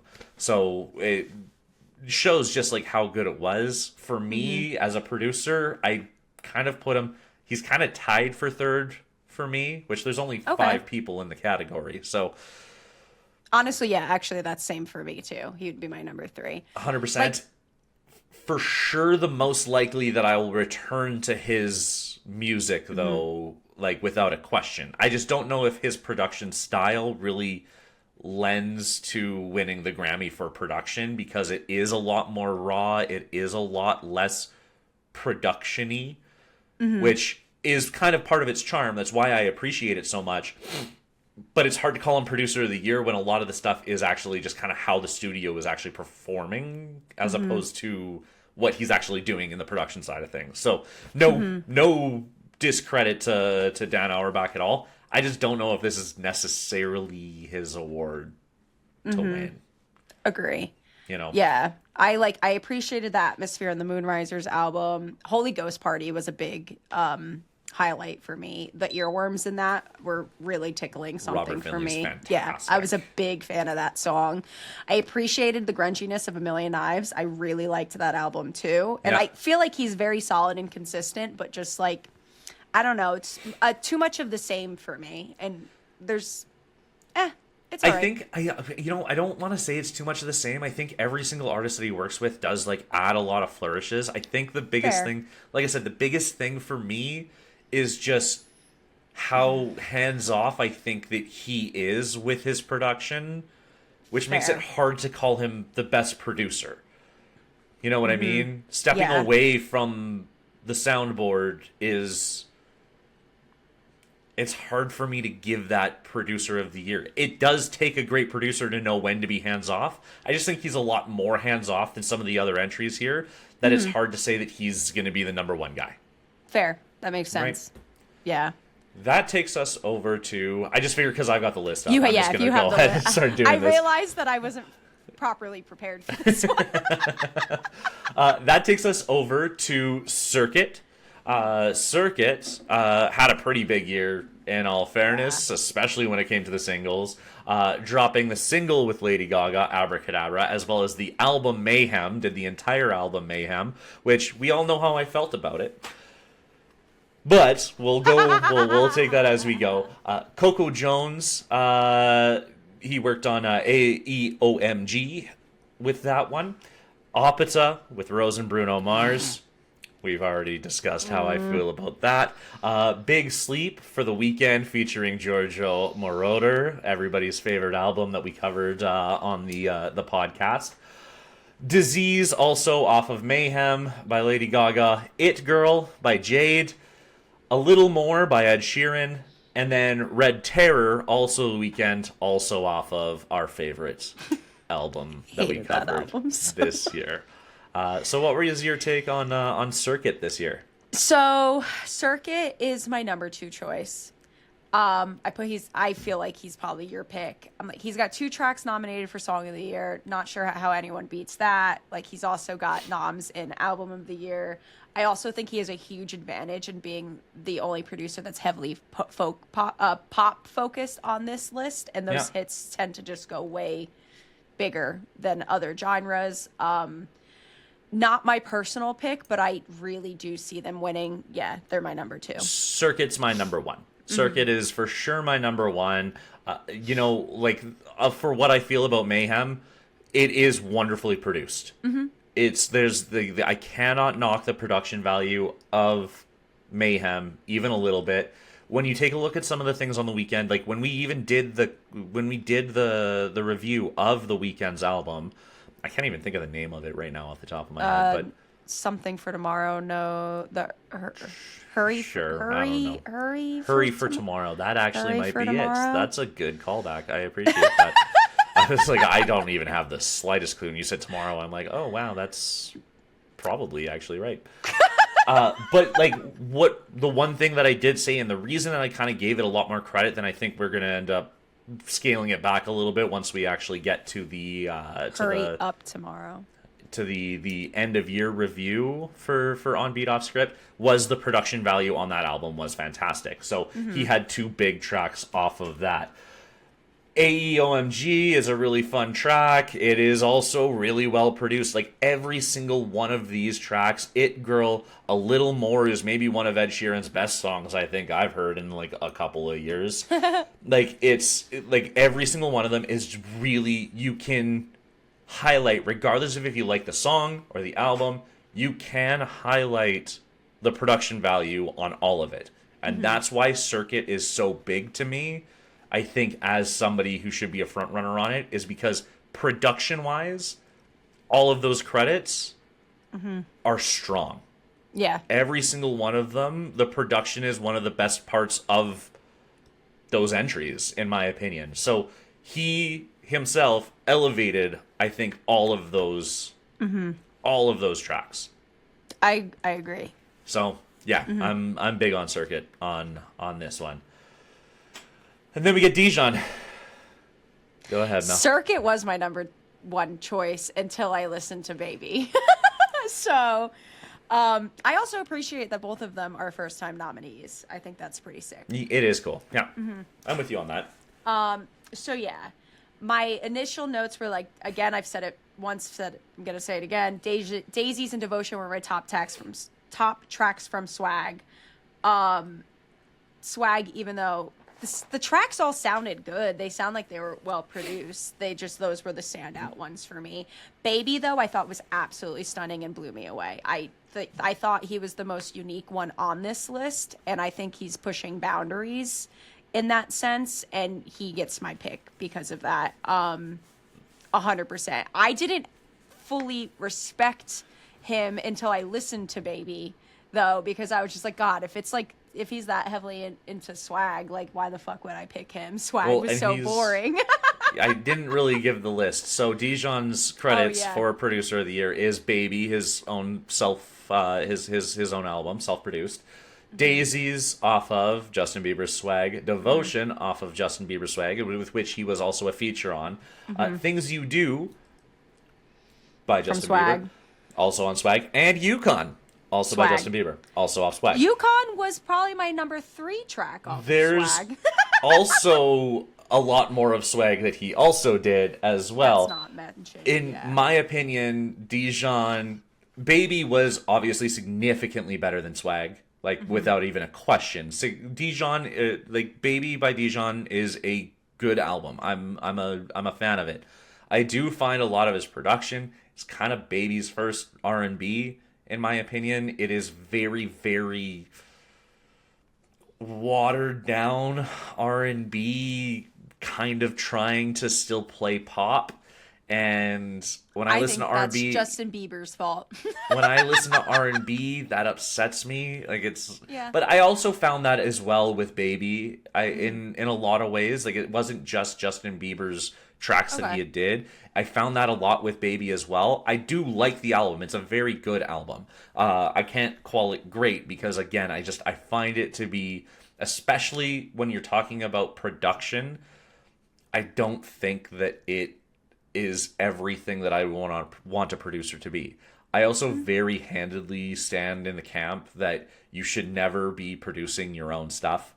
I think having another ear is critical and would have made Baby a great album, in my opinion. But what about the Bon Ivers of the world? He self-produces, and Sable Fable's perfection.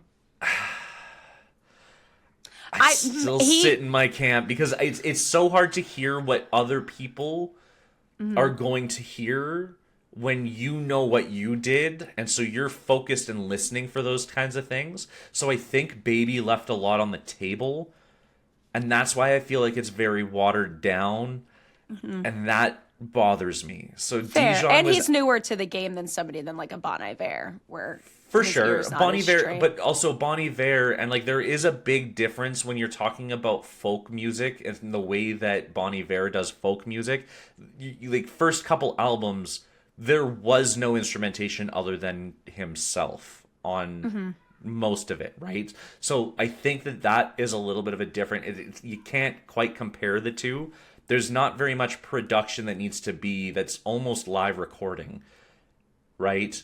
There's a lot less production that needs to go into what Bon Iver does as opposed to when you're doing pop and R&B type music. I think there's just a lot that's left on the table for what the genre is. It just, like I said, Dijon is just the one that didn't even kind of touch my top three. I think Dijon is my least favorite in this production of the year category. Nah, he's my pick, man. He stands out amongst the rest for me in a pretty big way. That's fine. You'll be wrong, but it's all good. That brings us over to Blake Mills, who did 4 albums this year, actually, which is nice. For Melancholy Brunettes and Sad Woman by Japanese Breakfast. Forever is a Feeling, Lucy Dacus.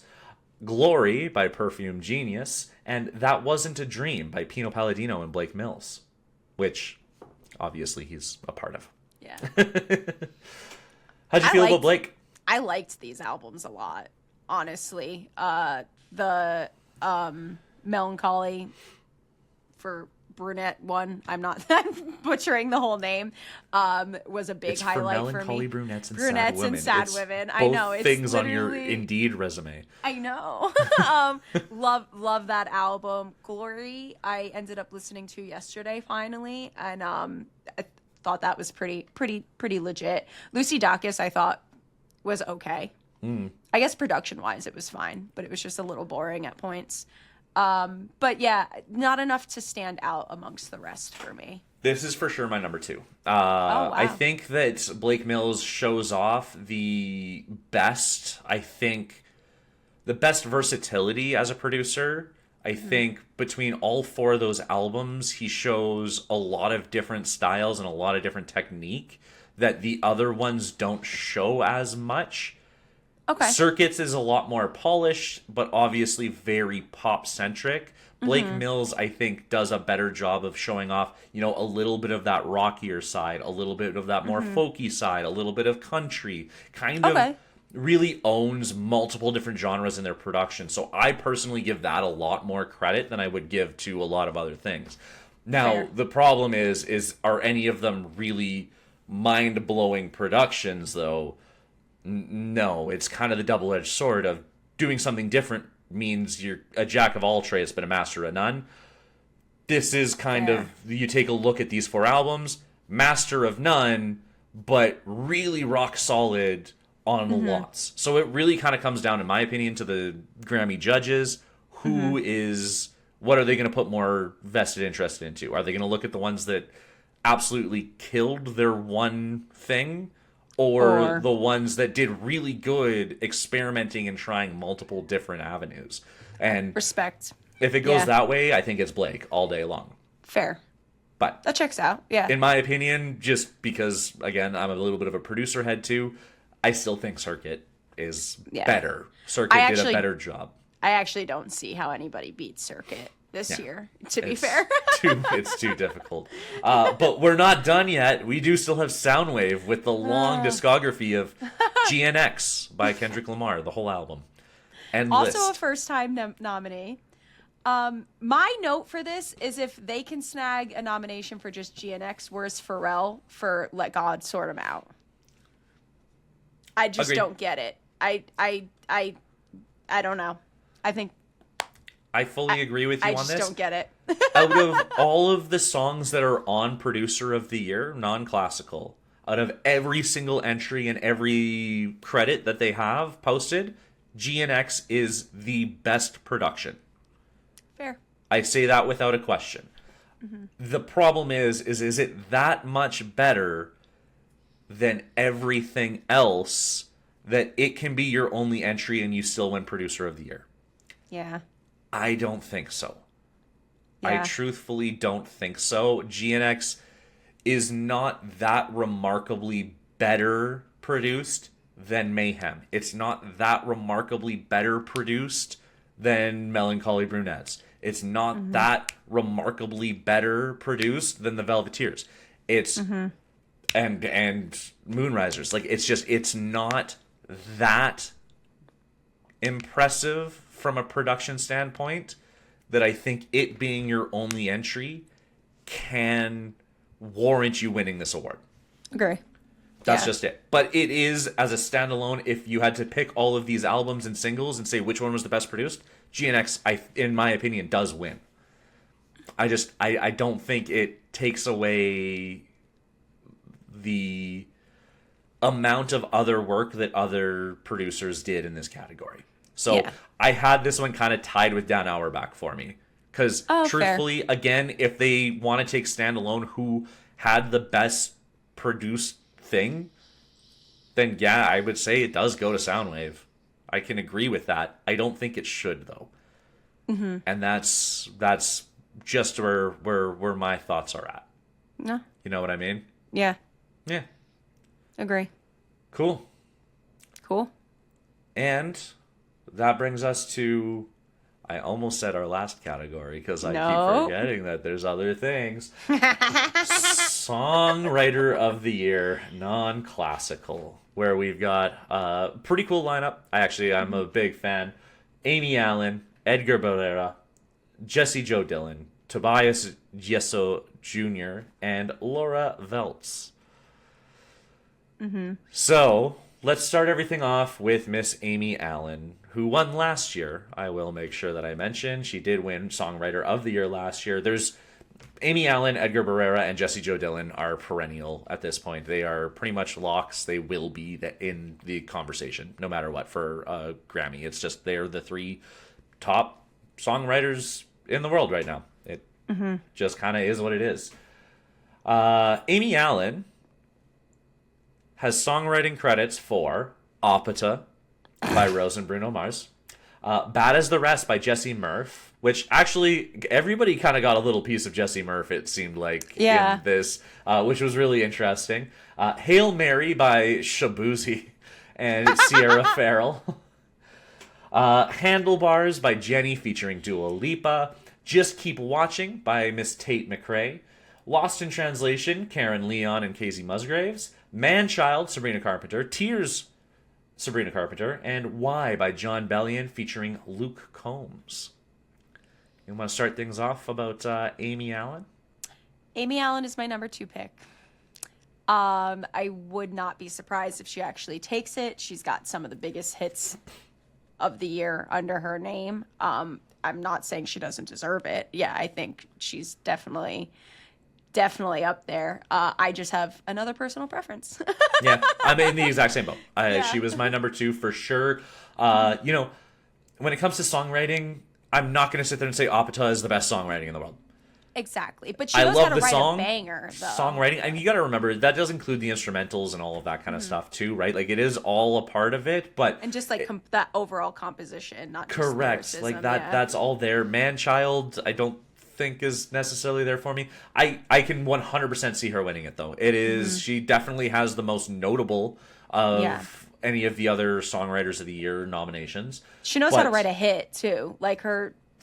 She's always on the biggest tracks. 100%. Well, she won last year. She won last year because I think she did Espresso and Please Please Please, I think, last year. Like, she's bangers. Yeah, all over it. So, like, Amy Allen, there's zero discredit. I agree with you that not going to be the one that I go for. Anyway, like, personally, if she wins, it'll be good for you.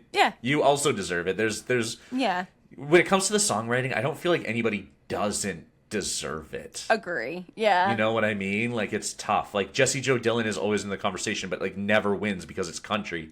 And, like, that still feels... Because, honestly, some country songs are significantly more beautiful than any of the pop songs that end up winning it too, especially the ones that Jessie Jo Dillon does. It's not like she's working with, the crybaby country dude Morgan Wallen.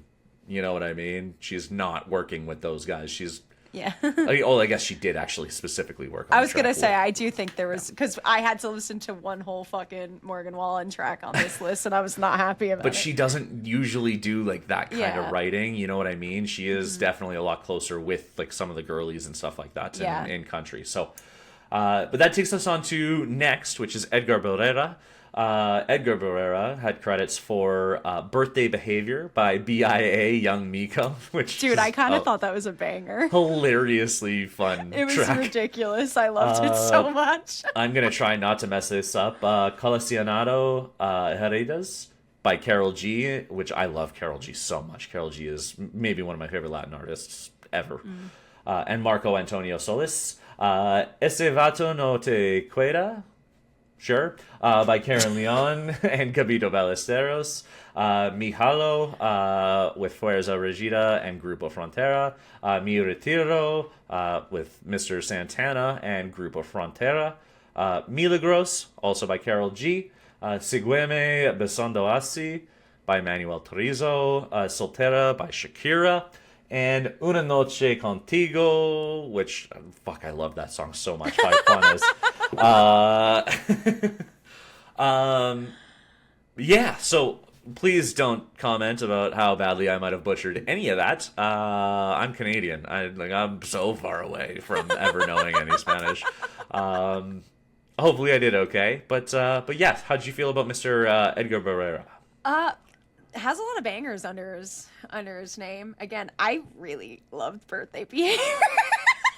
When the playlist switched over that, I was like, this is a bop. Yeah.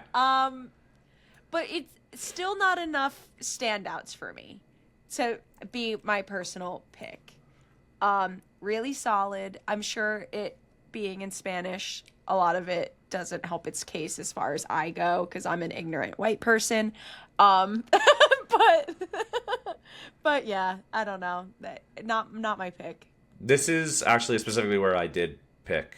I think that the songwriting and composition is fantastic. The instrumentation was really well put together. That has to start with the actual songwriting. Yeah. I think Edgar should win this one. I think it's all beautiful music. I'm also a sucker for Latin music.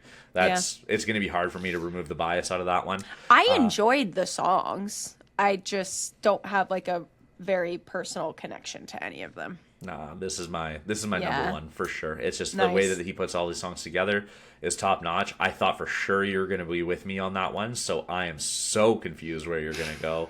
I am so nervous about it because I feel like we're getting close to.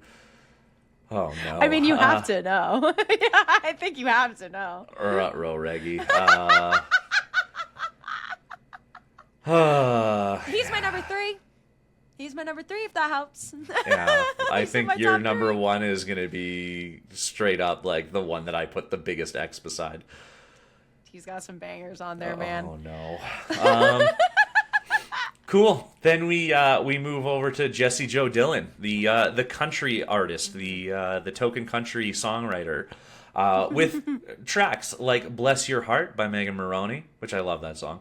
"Bottomland" by Hardy, "Dreams Don't Die" Jelly Roll, "First Rodeo" by Kelsey Ballerini, "Happen to Me" by Russell Dickerson, "Hello Shitty Day" by Jake Worthington and Miranda Lambert, "If You Were Mine," Mr. Morgan Wallen, "Patterns" by Kelsey Ballerini, and "To the Men That Love Woman After Heartbreak" by Kelsey Ballerini. Go ahead, friend. I really appreciated her work with Megan Moroney and Kelsey Ballerini. Yeah. I liked all of those tracks a lot. Huge. Yeah. For the sure. rest were way too tacky and cookie cutter country for my taste and do nothing for me. I didn't mind Hardy. I didn't mind Bottomland. Bottomland was okay, but it's Hello just, Shitty Day was kind of fun. It's fine. It is it was is very country. stereotypical, Yeah. country. Yeah, 100%. So it But like, doesn't I do like anything. that kind of stuff too. Like, I'm fine with it. Doesn't do anything for Obviously, ears. Morgan Wallen is. You're Fuck never that gonna guy. like Morgan Wallen. I don't know if I hate the songwriting. It's just No. hard to not hate the person. I try really hard to avoid supporting that man, so I don't like when I'm being forced to listen to him.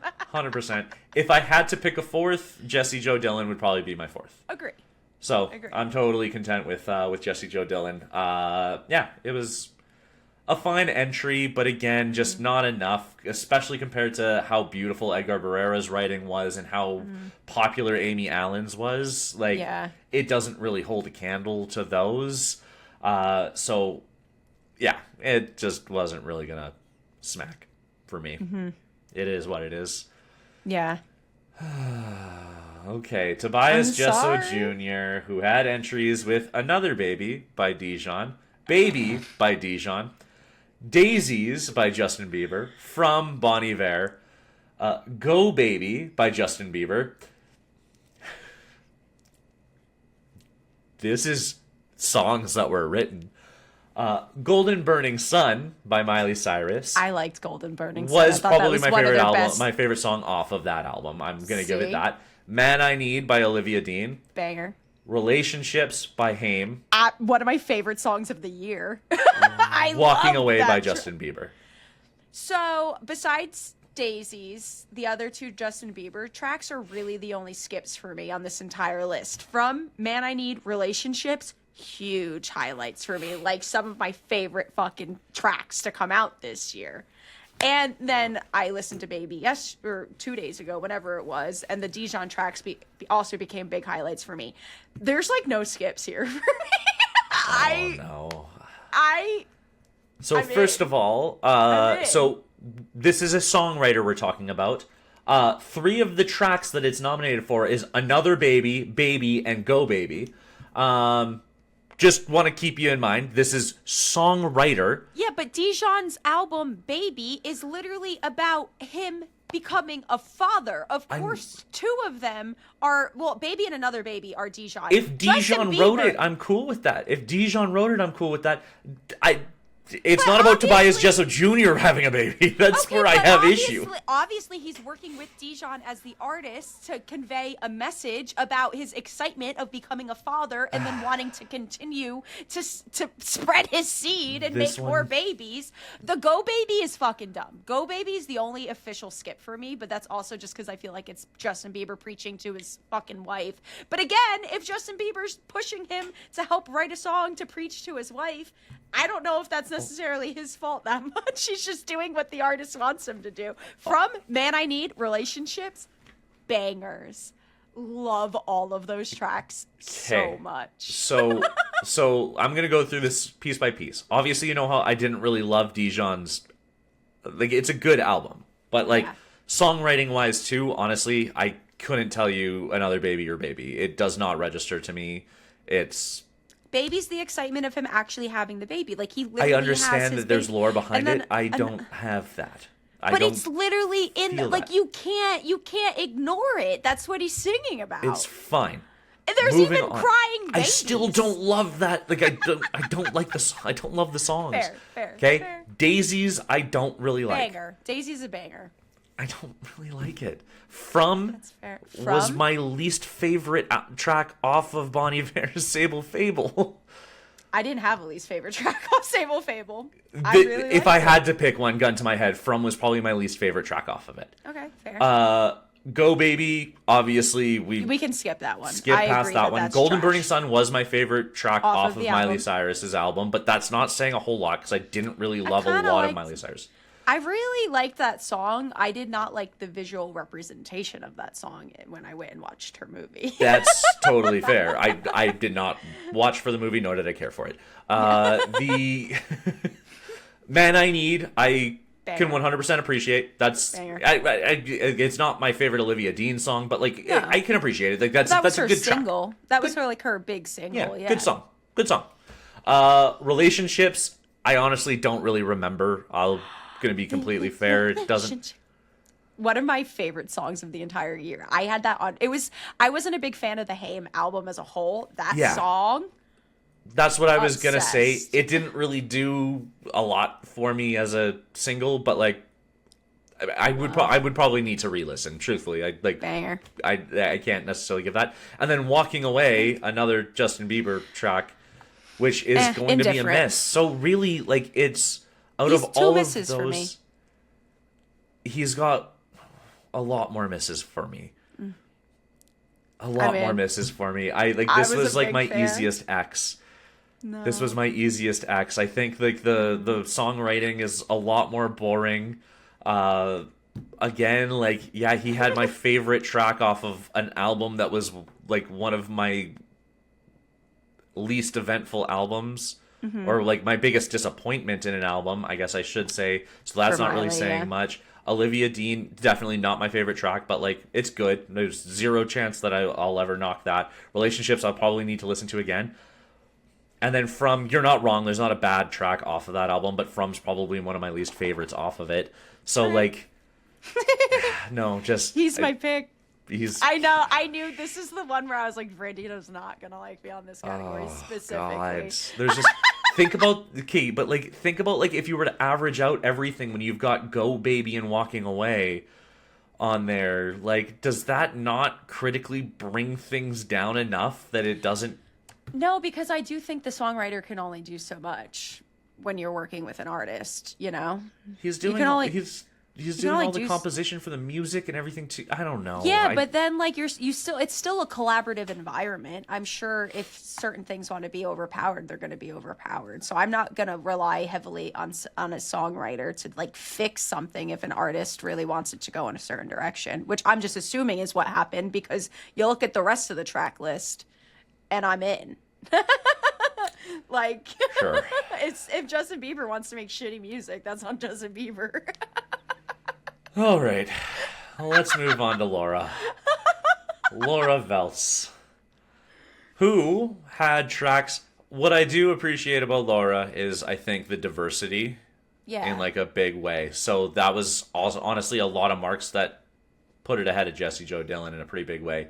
Laura Veltz had tracks About You by Big X The Plug and Tucker Wetmore, Blue Stripes by Jessie Murph, Grand Bouquet by Maren Morris, Leave Me Too by Josh Ross, Parallel Universe by Lauren Spencer Smith, Someone in the Room by Jessie Murph featuring Bailey Zimmerman, Touch Me Like a Gangster by Jessie Murph, banger track, What Tomorrow's For by Blessing Ofor, is that how I would say that? Blessing Ofor? And You'll Be Okay Kid from the original documentary Child Star by Demi Lovato. Mm-hmm. The range in songwriting on this is remarkable. I think it's great. I do think some of it's a little bit tacky. Some of it's really fun, though, while being tacky, which is okay by me. I think that when it comes to songwriting, it was never going to be able to win because of the diversity. But in my opinion, like, I really appreciate a lot of this. She worked with artists that aren't necessarily massive names. You know, Jessie Murph, I didn't really know a whole lot about until I started going through the Songwriter of the Year category. Big X The Plug is kind of, or Demi Lovato, I guess, obviously, but that's also for a documentary. Big X The Plug is probably the next. Big X The Plug is probably the next biggest star that she worked with, and there wasn't really a bad track, in my opinion, all the way through. Maybe You'll Be Okay Kid is probably really like the low lights of like maybe all of the tracks in the whole Songwriter of the Year category, but that's not necessarily saying the worst. Actually, never mind. There's still Justin Bieber on Tobias Jesso's resume. Yeah. I take it back. Laura Veltz was my number 3. I think she showed a lot of dynamic songwriting. She showed like a lot of different angles that she can go. She's newer to the category, so like I'm kind of rooting for her as an underdog against like the Amy Allens and like in that kind of sense. But yeah, just hasn't worked with big enough artists to necessarily get, I think, a lot of the other things that would make her songs pop in the way that I think the category and winning a Grammy like absolutely requires. Yeah, Laura didn't have like that many skips for me, just others had more standout tracks. And I will say, out of all the Jessie Murph tracks, Bad as the Rest is my fave, and that was Amy Allen. So like just like looking at that like album specifically, I like Touch Me Like a Gangster. I actually like immediately. I didn't dislike that song, but like I thought Bad as the Rest was incredible. That one stood out for me. It is really rock solid. Yeah. So yeah, I just don't think they had enough that like me personally will return to as much as the other artists did. I get it. I'm just kind of rooting for her because I do think there's a lot of really good there that I'm like pretty content with. I love an underdog too. Yeah, like, I'd be totally okay with it. 100%. But I still think Edgar Bovera was the one to beat. They had a really fun set of tracks. I just I don't know. I don't have as much of an appreciation, and that's on me. And I don't have any appreciation for Tobias Jr. That was the biggest X I've ever I know put out. when you I think you were mentioning in our Discord chat how we thought we were gonna be pretty spot on for Songwriter of the Year, and I'm like, I can't break his heart yet. We're gonna have to just do it live on the pod. You picked 3 Justin Bieber swag songs and over. Anyways, all right. Next up we have my favorite award of the year. Do you want to go ahead and kick these? Best music video! Yeah. All right, so to quickly name them all, we've got Young Lion by Sade. Sade. Okay, yeah. I was like, Think I about know it's T-Pain. not. Sade. You're right. Yeah, I was like, I know that's it's who he's not talking about. Sadie. Okay, so Young Lion by Sade. We have Manchild, Sabrina Carpenter. So Be It by Clips. Anxiety by Doechii. And Love by OK Go. So to start it all off, Young Lion. So personally, Young Lion, to just kind of describe the music video for those who aren't physically looking at it, because obviously that's a little bit tough. Young Lion was kind of a montage of Sade and just home film of her and her daughter, essentially, kind of the whole way through. Is it daughter? I think it's son. Hold on. Okay. Because I think the whole point of I think he was struggling. He's a recovered drug addict, so I think the whole point of the album is cool. Maybe I should let you go ahead and describe the music videos, because obviously I'm not necessarily the biggest fan of music videos. They're not the way that I prefer to ingest my music. So. Oh wait, are you ready to make this even better? Hold on. So this is maybe why you got confused, actually. Tribute to Sade's transgender son. So the younger footage. So I wasn't going crazy. That's really good to know. Yeah, you're good. Hey. I just knew because at the end, towards the end, you get. I do recall that too. So I'm like, oh no, that's why I started backpedaling. I'm like, I don't know which it is. I realized I didn't actually look up anything about I just maybe assumed it was a son and a daughter. But I know the song is kind of a celebration of I think his now sobriety. So awesome. It's fantastic. Love that. It is a really beautiful, touching piece as far as a music video goes. I did put it at my number 3. I think it is very meaningful. I think it is directly from Sade's heart. I don't think it's anybody trying to be viral. It was genuinely just a heartfelt homage to their child, and that's fantastic. I love that. Again, I'm the wrong person to be talking about music videos, though, because I don't really like them as a way that I listen to music. So take it away, Mel. No, this is my number 2 pick. Just because I think as far as emotions go, it's the most impactful. I do think the entire song not only I think is a celebration of their sobriety. I could be wrong, but I'm also assuming it's a celebration of their experiences as a transgender man. And from what I've read, Sade is notoriously very private about her personal life. So for her to release all of that actual real life footage, I think is so, I don't know, it's so meaningful. I thought that was really impactful.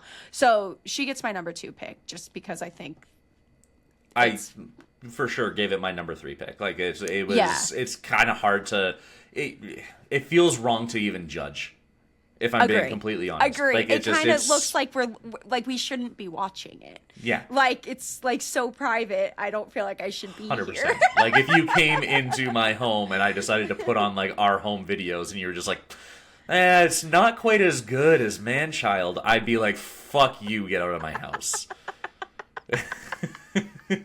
Obviously. You know? So, like, it feels wrong to even be judging it, but it is nominated in something that is being judged, so we're going to judge it. Sade, do whatever makes you and your family happy. Don't let us have any say in it whatsoever. So yeah. It was super But sweet. number 3. Yeah. But fuck you and your kid. Oh, man. Okay, well, we've embarrassed ourselves enough on this first one, so let's go to Man-Child. So, do you want to describe the Man-Child music video? Because I think you have a much better take on this one. So what is the Man-Child music video? It is Sabrina Carpenter hitchhiking across a desert, which, based on the amount of traveling that appears to be done, I don't know if she might still be in New Mexico. I have no idea. There's a lot of close-ups of her butt. There are trucks all over the place in various positions, and usually it is with just some kind of odd-looking dude doing something weirder than they look. Pretty much over and over again in quick, like, cap cut style, like, changing scenes over and over again, while it appears she's actually, like, committing crimes across, again, New Mexico, Nevada, Arizona. I think it's supposed to be like a take on like a Bonnie and Clyde, where she's Bonnie and Clyde is always the man-child, just kind of along for the ride. But again, like, there's a truck sitting on power lines, and that's shortly after there was a truck sitting on its grill in the middle of the desert somewhere. There's a point in time that a guy picks her up in the front half of a Volkswagen van. It's odd. It's all over the place. I don't really know what happens. She shoots a cue ball with a shotgun like she's about to play pool. She's just having fun. I do really like how campy it is, but I do think it's just an opportunity for her to be absolutely ridiculous. It is the most ridiculous. It is. And like I said, I think like it is kind of, if there is supposed to be a message, it's the fact that you could miss all of those things because it's Sabrina Carpenter, who is a very attractive girl. I'm not going to sugarcoat any of that. That I think that she is kind of poking fun, that dudes will probably watch the video and miss half of that because they're just staring at her being man-children. Hey, those little booty shorts, though. Can you blame them? Yeah, doesn't leave a lot to the imagination. The imagination is happening everywhere else in the music video. Is what's going on. This video confused me more than it did assist the song in any way, shape, or form. It wasn't for me. It's a lot of fun. I think people are going to go back and be like, hey, like, this was a fun music video. And that's, again, I'm not the right person. I'm not the right target for music video related content on Beat Off Script. So I'm going to leave the rest up to you, Mel. No, I just like how campy and ridiculous it is, but it's not in my top 3 at all. Yeah. I think it's fun, though. So, so be it. Clips. So be it. Was cool. It's a cool aesthetic. It is a black and white music video, but it is very hip-hop. It's very one person standing in front of a camera, and sometimes you have some females. There's a ballet scene that seems to be kind of really prevalent throughout the whole thing. What its actual meaning behind it all is very interesting. It's meant to be kind of art noir. There's some scenes that I think are really cool with, one of the, I don't know for sure if it is one of the members of Clips standing in front of a big building with a big shadow dancing behind while the person that's actually rapping is sitting up on top. I thought that was kind of a cool scene. But it does kind of lack really a lot of everything. It's meant to be like a Hitchcocky kind of, like I said, film noir style for a hip hop track. Yeah. In my opinion, that isn't really new. It doesn't really bring me a whole lot. It doesn't contribute a whole lot to the song. I feel like the song already kind of created that aesthetic. So I don't know. It's cool. Yeah. It's got a cool atmosphere to it. Not going to be in my top 3 of picks, though, either when it comes to an album or, music video of the year. Yeah. I do think like the individual scenes, their compositions and like the lighting alone in each scene, I thought were stunning. It's like really cool. I thought they did a really, really good job with that. The ballerina reminds me of Kanye West's My Beautiful Dark Twisted Fantasy. That's me too. So I don't that know. Also felt, maybe that's kind of part of it, because I do know, like, obviously Kanye has kind of ruined a lot of relationship with Clips and all of the people involved, Pusha T especially, because like Kanye West misses Pusha like a lot, so maybe that is actually where that like came a reference. They actually, the fact that you brought that up, I'm like, oh, that might actually be why the ballerinas are there, because that was right, Kanye it and goes Pusha and right like, to. I don't have the context of their relationship, but that's exactly where my head went when I saw Pusha, like, specifically, yeah. like, I think, like, Kanye, like, posted a tweet being, like, some of, like, my best work was with Pusha. Like, I miss Pusha. Like, let me know when you want to hang out. And I think Pusha, like, did replied... Pusha work on that album? Oh, yeah. And then Pusha, I think, like, actually, like, I think his reply tweet was, like, he can keep missing me then. Like... Iconic! Yeah, so, like, he was...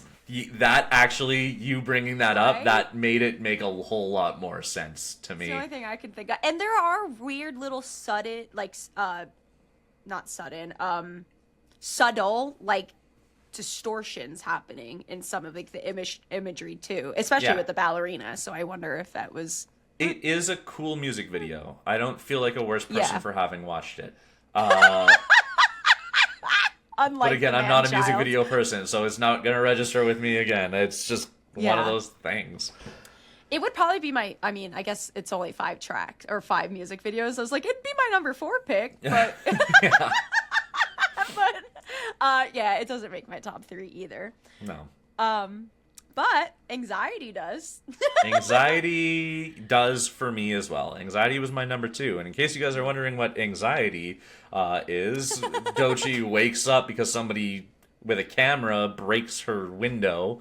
So then she's running around. She falls through a floor. She gets picked up, put onto a chaise lounge, and that gets moved while she's on it. And then a police raid comes through the windows, and she walks out, and then there's these 2 girls sitting on a couch watching TV, and while there's people doing something in the background, kind of looking like very like One Flew Over the Cuckoo's Nest kind of scene like, and then she walks into a kitchen, but the stovetop is on fire. Then she walks by a painting of Gautier, referencing the Gautier painting from the album of which from the track that she sampled, Somebody That I Used to Know.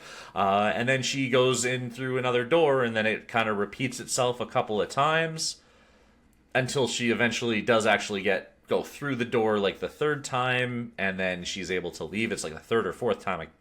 I don't know. There's so much going on at all times. To which she walks out into the middle of the street, and then there's a flash mob. Pretty sick. It also gave me I'm not sure if they actually, this is my pick to win, because I do really appreciate the way it started and ended, the bookends with her in her room and that scene. That's from like the original YouTube video that really? Yeah, so That's cool. was the original one was her on her bed, same layout of her bed, and it was her rapping on her bed. So she opened it up with that little nod to the original music video. I loved the reference to the Gautier painting. And her choreography, when she performs live even, is always so, like, top tier and so much fun to watch. So the way she incorporated that throughout the entire thing. The dance break's just fun. I'm okay with a little flash mob. I mean, it is my second to win. Yeah.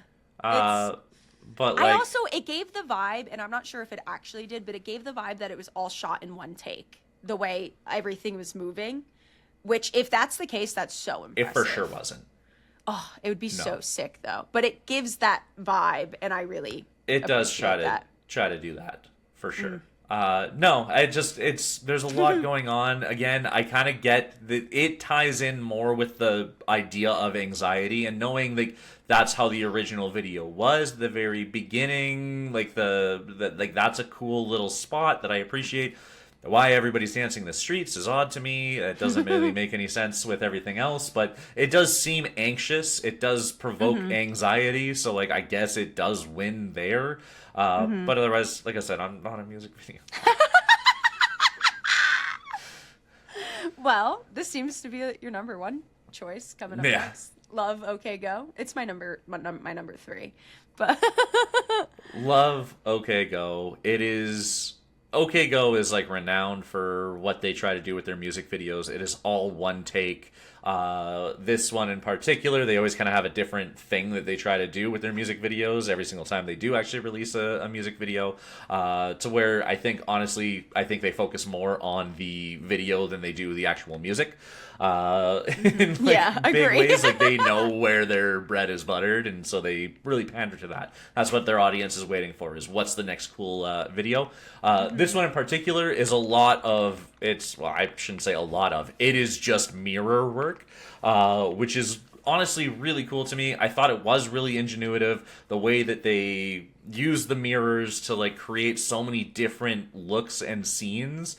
Taking the two large mirrors and closing them up really close together, so you ended up getting like a full like 360 mirror view of everything. I thought was really really ingenious. There's the point in time where they've actually got the mirrors held out to both sides of one person, and they keep going back and forth, where one mirror is actually catching somebody behind the camera whenever they want to talk, and the way that they actually line up, like the shoulders of each of them, so it looks like the lead singer who's standing in the middle is actually like changing their heads as they switch between the mirrors. And again, they're doing it all in one take, which is remarkable to be able to get that line up perfect, to be able to do it, and then also continue with the other 2 minutes and 50 seconds worth of music video. It all kind of comes to the end of him throwing on this mirrored suit that then flashing lights all over the place. It is, in my opinion, a really, really cool music video. If I'm being told this is a music video, like, you need to pay attention to this, like, this is what I would want. I want something that I honestly couldn't name a word from the song other than the word love. I kind of agree. I did just like zone out into like how kind of like kaleidoscopy everything was becoming, which was like fun. I also do love how they tend to do like an in and out thing, so you can not only see what the visual is, but how they're creating the visual at the same time. It's pretty sick how 100%. They flow in and out of that. Yeah. Well, because and it feels raw, because you'll see moments where like the other members of the band are like running in the background to like get to their position for the next setup of the scene and stuff like that. Again, they're renowned for doing this kind of thing. Every single time they do it, it's a completely unique take. It's not like they've done this mirror thing before. So I really enjoy that part of it. If I'm going to watch a music video, I want it to be something that feels revolutionary. It does feel like camera tricks that I've never seen before in a visual format, regardless of music video or not. And so the fact that they're doing it all while also maintaining tempo, time, everything else that comes with it is fantastic to me. I do really like that part. Yeah. Pretty solid. That's my number one. What was your number one? Anxiety. Anxiety. Okay. Yeah. So Anxiety, Sade, and then OK Go. Sure. Yeah. That's fine. But yeah, okay, sick. Best album cover. Oh boy, I'm excited. I do like. Album cover's fun. Album cover's fine. I agree. I like physical media. I've got. Let me. Like that's still sitting up from when we didn't do that recording of De La Soul. So like I do appreciate a good album cover. I like owning physical media, and the album cover is an important part of that. So I am a lot more on board with album cover of the year being a thing, well over music video of the year. well over. So go ahead and walk us through. Yeah, so the first one we have is Chromacopia, Tyler, the Creator. This one's actually my number 2 pick. So I Mine guess. as well, actually. Oh, sick. Yeah. So for YouTube, I'll put up the images, but I guess to describe it a little bit, it's like a sepia colored like portrait of Tyler, the Creator, but he's wearing this mask. And it's very minstrel-esque. Very minstrel-esque, and also very like, I think it's supposed to be him, like himself. So I took it as like a symbolism of like a duality of his like public versus personal identities that he's like playing around with. He also is creating this new alter ego that he's calling Saint Chroma onto this. So I'm assuming with the mask is Saint Chroma, you take the mask off, it's himself kind of a thing. And I do think like it, because it is also in black and white, or I guess you said sepia, right? So like the brown white, exactly, kind of filter. Where I do think it's also kind of meant to be an homage to, you know, like I said, the minstrel show era of you know, black culture. So it is meant to kind of have a political kind of message there, where white people were making black people entertain them, and he is kind of taking on the persona of a black entertainer when it was for white people, kind of a shot at that kind of mentality. Which I do think is cool. His past album covers are so colorful that it really, like, I had mentioned how I felt that this was a big departure from his typical music style. Like visually, he did that too, which I thought was jarring to see when you look at the whole discography side by side. Exactly. Like it stands out. So I thought this was a really, really good take on an album cover. I was a big fan. Yeah, no, I think that was a really cool way to bring in the political nature of what he wanted to talk about, also like the self-reflection part of what they want to talk about, and to create the caricature that he's trying to create with Saint Chroma. I think it does everything that I think Chromacopia was trying to accomplish with it. So I think it absolutely was kind of part of that. Yeah. Nice. Next up, The Crux by Joe, or D-Joe as I think so this one kind of went over my head, because you kind of have this like hotel-esque building and there's just a bunch of stuff going on around it. I didn't realize that this fictional hotel that he created was such a crucial part of the album. So he actually like brought this to life in a studio and recreated it, and the whole theme of the album is like these hotel guests are all at a crossroads, and they're all experiencing these crossroads at this hotel. So all the little Easter eggs of things happening around him, it's very chaotic, but it really does kind of embody the whole messaging of the album. At first look, the cover didn't do anything for me, but it does really heavily rely on the content of the album, and I have way more appreciation for it now after reading into it more. This was for sure my number 1 pick. I love vignette style everything. So like, I mean, like my favorite Hitchcock movie is Rear Window, which is like straight up, it is a guy who's watching all of these things unfold through the rear window and looking across like this common way into like everybody's windows, and so he like sees like these slice of life moments, and like things like the plays like Mango Street, like it's vignette style, like you're really kind of looking into all of these other people's lives. So I really like the street view of The Crux. Like I think that that's a really cool way to do it, and the fact that it ties in so heavily with the album, I also really appreciated. I think that's just, it was always going to be kind of one that was going to speak to myself, I think, a lot more than the other ones. That's a style that I really appreciate a lot. I think it's very artful, and so I was a big fan. Yeah, I mean, production-wise, I think he killed it. I am so impressed that he actually brought it to life. 100%. Up next, De Beer DTMF by There Bad you go. Bunny. Mas Photos, Bad Bunny. So this one you kind of have 2 empty plastic chairs, like lawn chairs, in front of a very, very, very pretty banana tree, which is definitely representative of his Puerto Rican heritage culture, what the whole album's about. Those empty plastic chairs really gave me the representation of like the lost loved ones that he's wishing he took more photos of. There's something really sweet about how simple it is, but it doesn't grab my attention in the way that others do. No, I kind of felt the exact same way. Again, I do believe that understanding, Spanish and listening to that album again might provide it a little bit more like heaviness of exactly what it was that it was trying to portray. But I don't think, that's not the one that I would pick. It's like if I'm at a record store and I'm looking at a list, like all of these on the wall, and I have to just judge a book by its cover, essentially, this is not the one I'm picking. Like, it just doesn't stand out to me enough at all. 100%. I agree.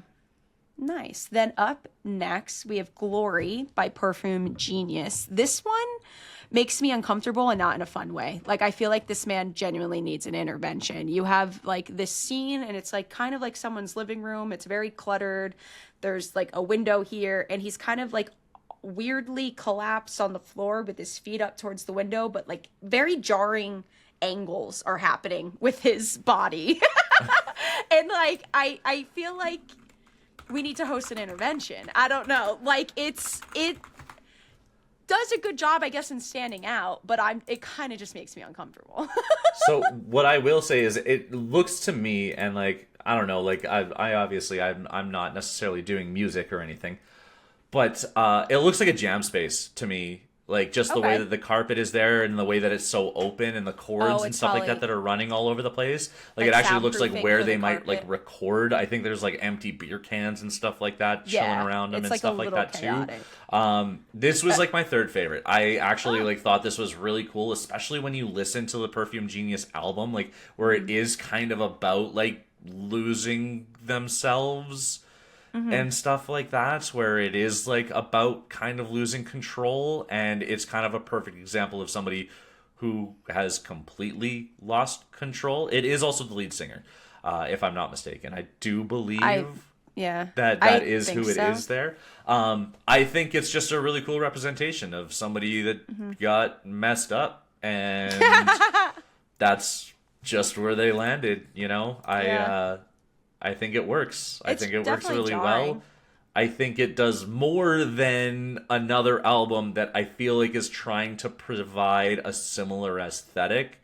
So that's kind of why I liked this one more. It's still my third. I just like this one a little bit more because, like I said, it looks like the jam space, the big open window. It's clearly the middle of the day, and this person's just completely bent out of shape. Yeah. Yeah, so then last but not least is Moisturizer by Wet Leg. So Moisturizer, you have the lead singer and the backup guitarist. The lead singer is kind of like hunched up in this very cat-like, creature-like stance. They both have very long, claw-like nails. Like, I think they're even like greenish yellow. And they're kind of dressed in like, their outfits kind of give me like college sleepover, and it feels like it's supposed to be this sexiness, but they're both giving like creature, so it's so fucking weird and creepy, but their like duality of sexy and scary, I'm a big fan. This is my pick because I look at it and it's like sexy and scary, and it makes me question why I'm finding it sexy at all. Like, it's really making me question who I am as a human.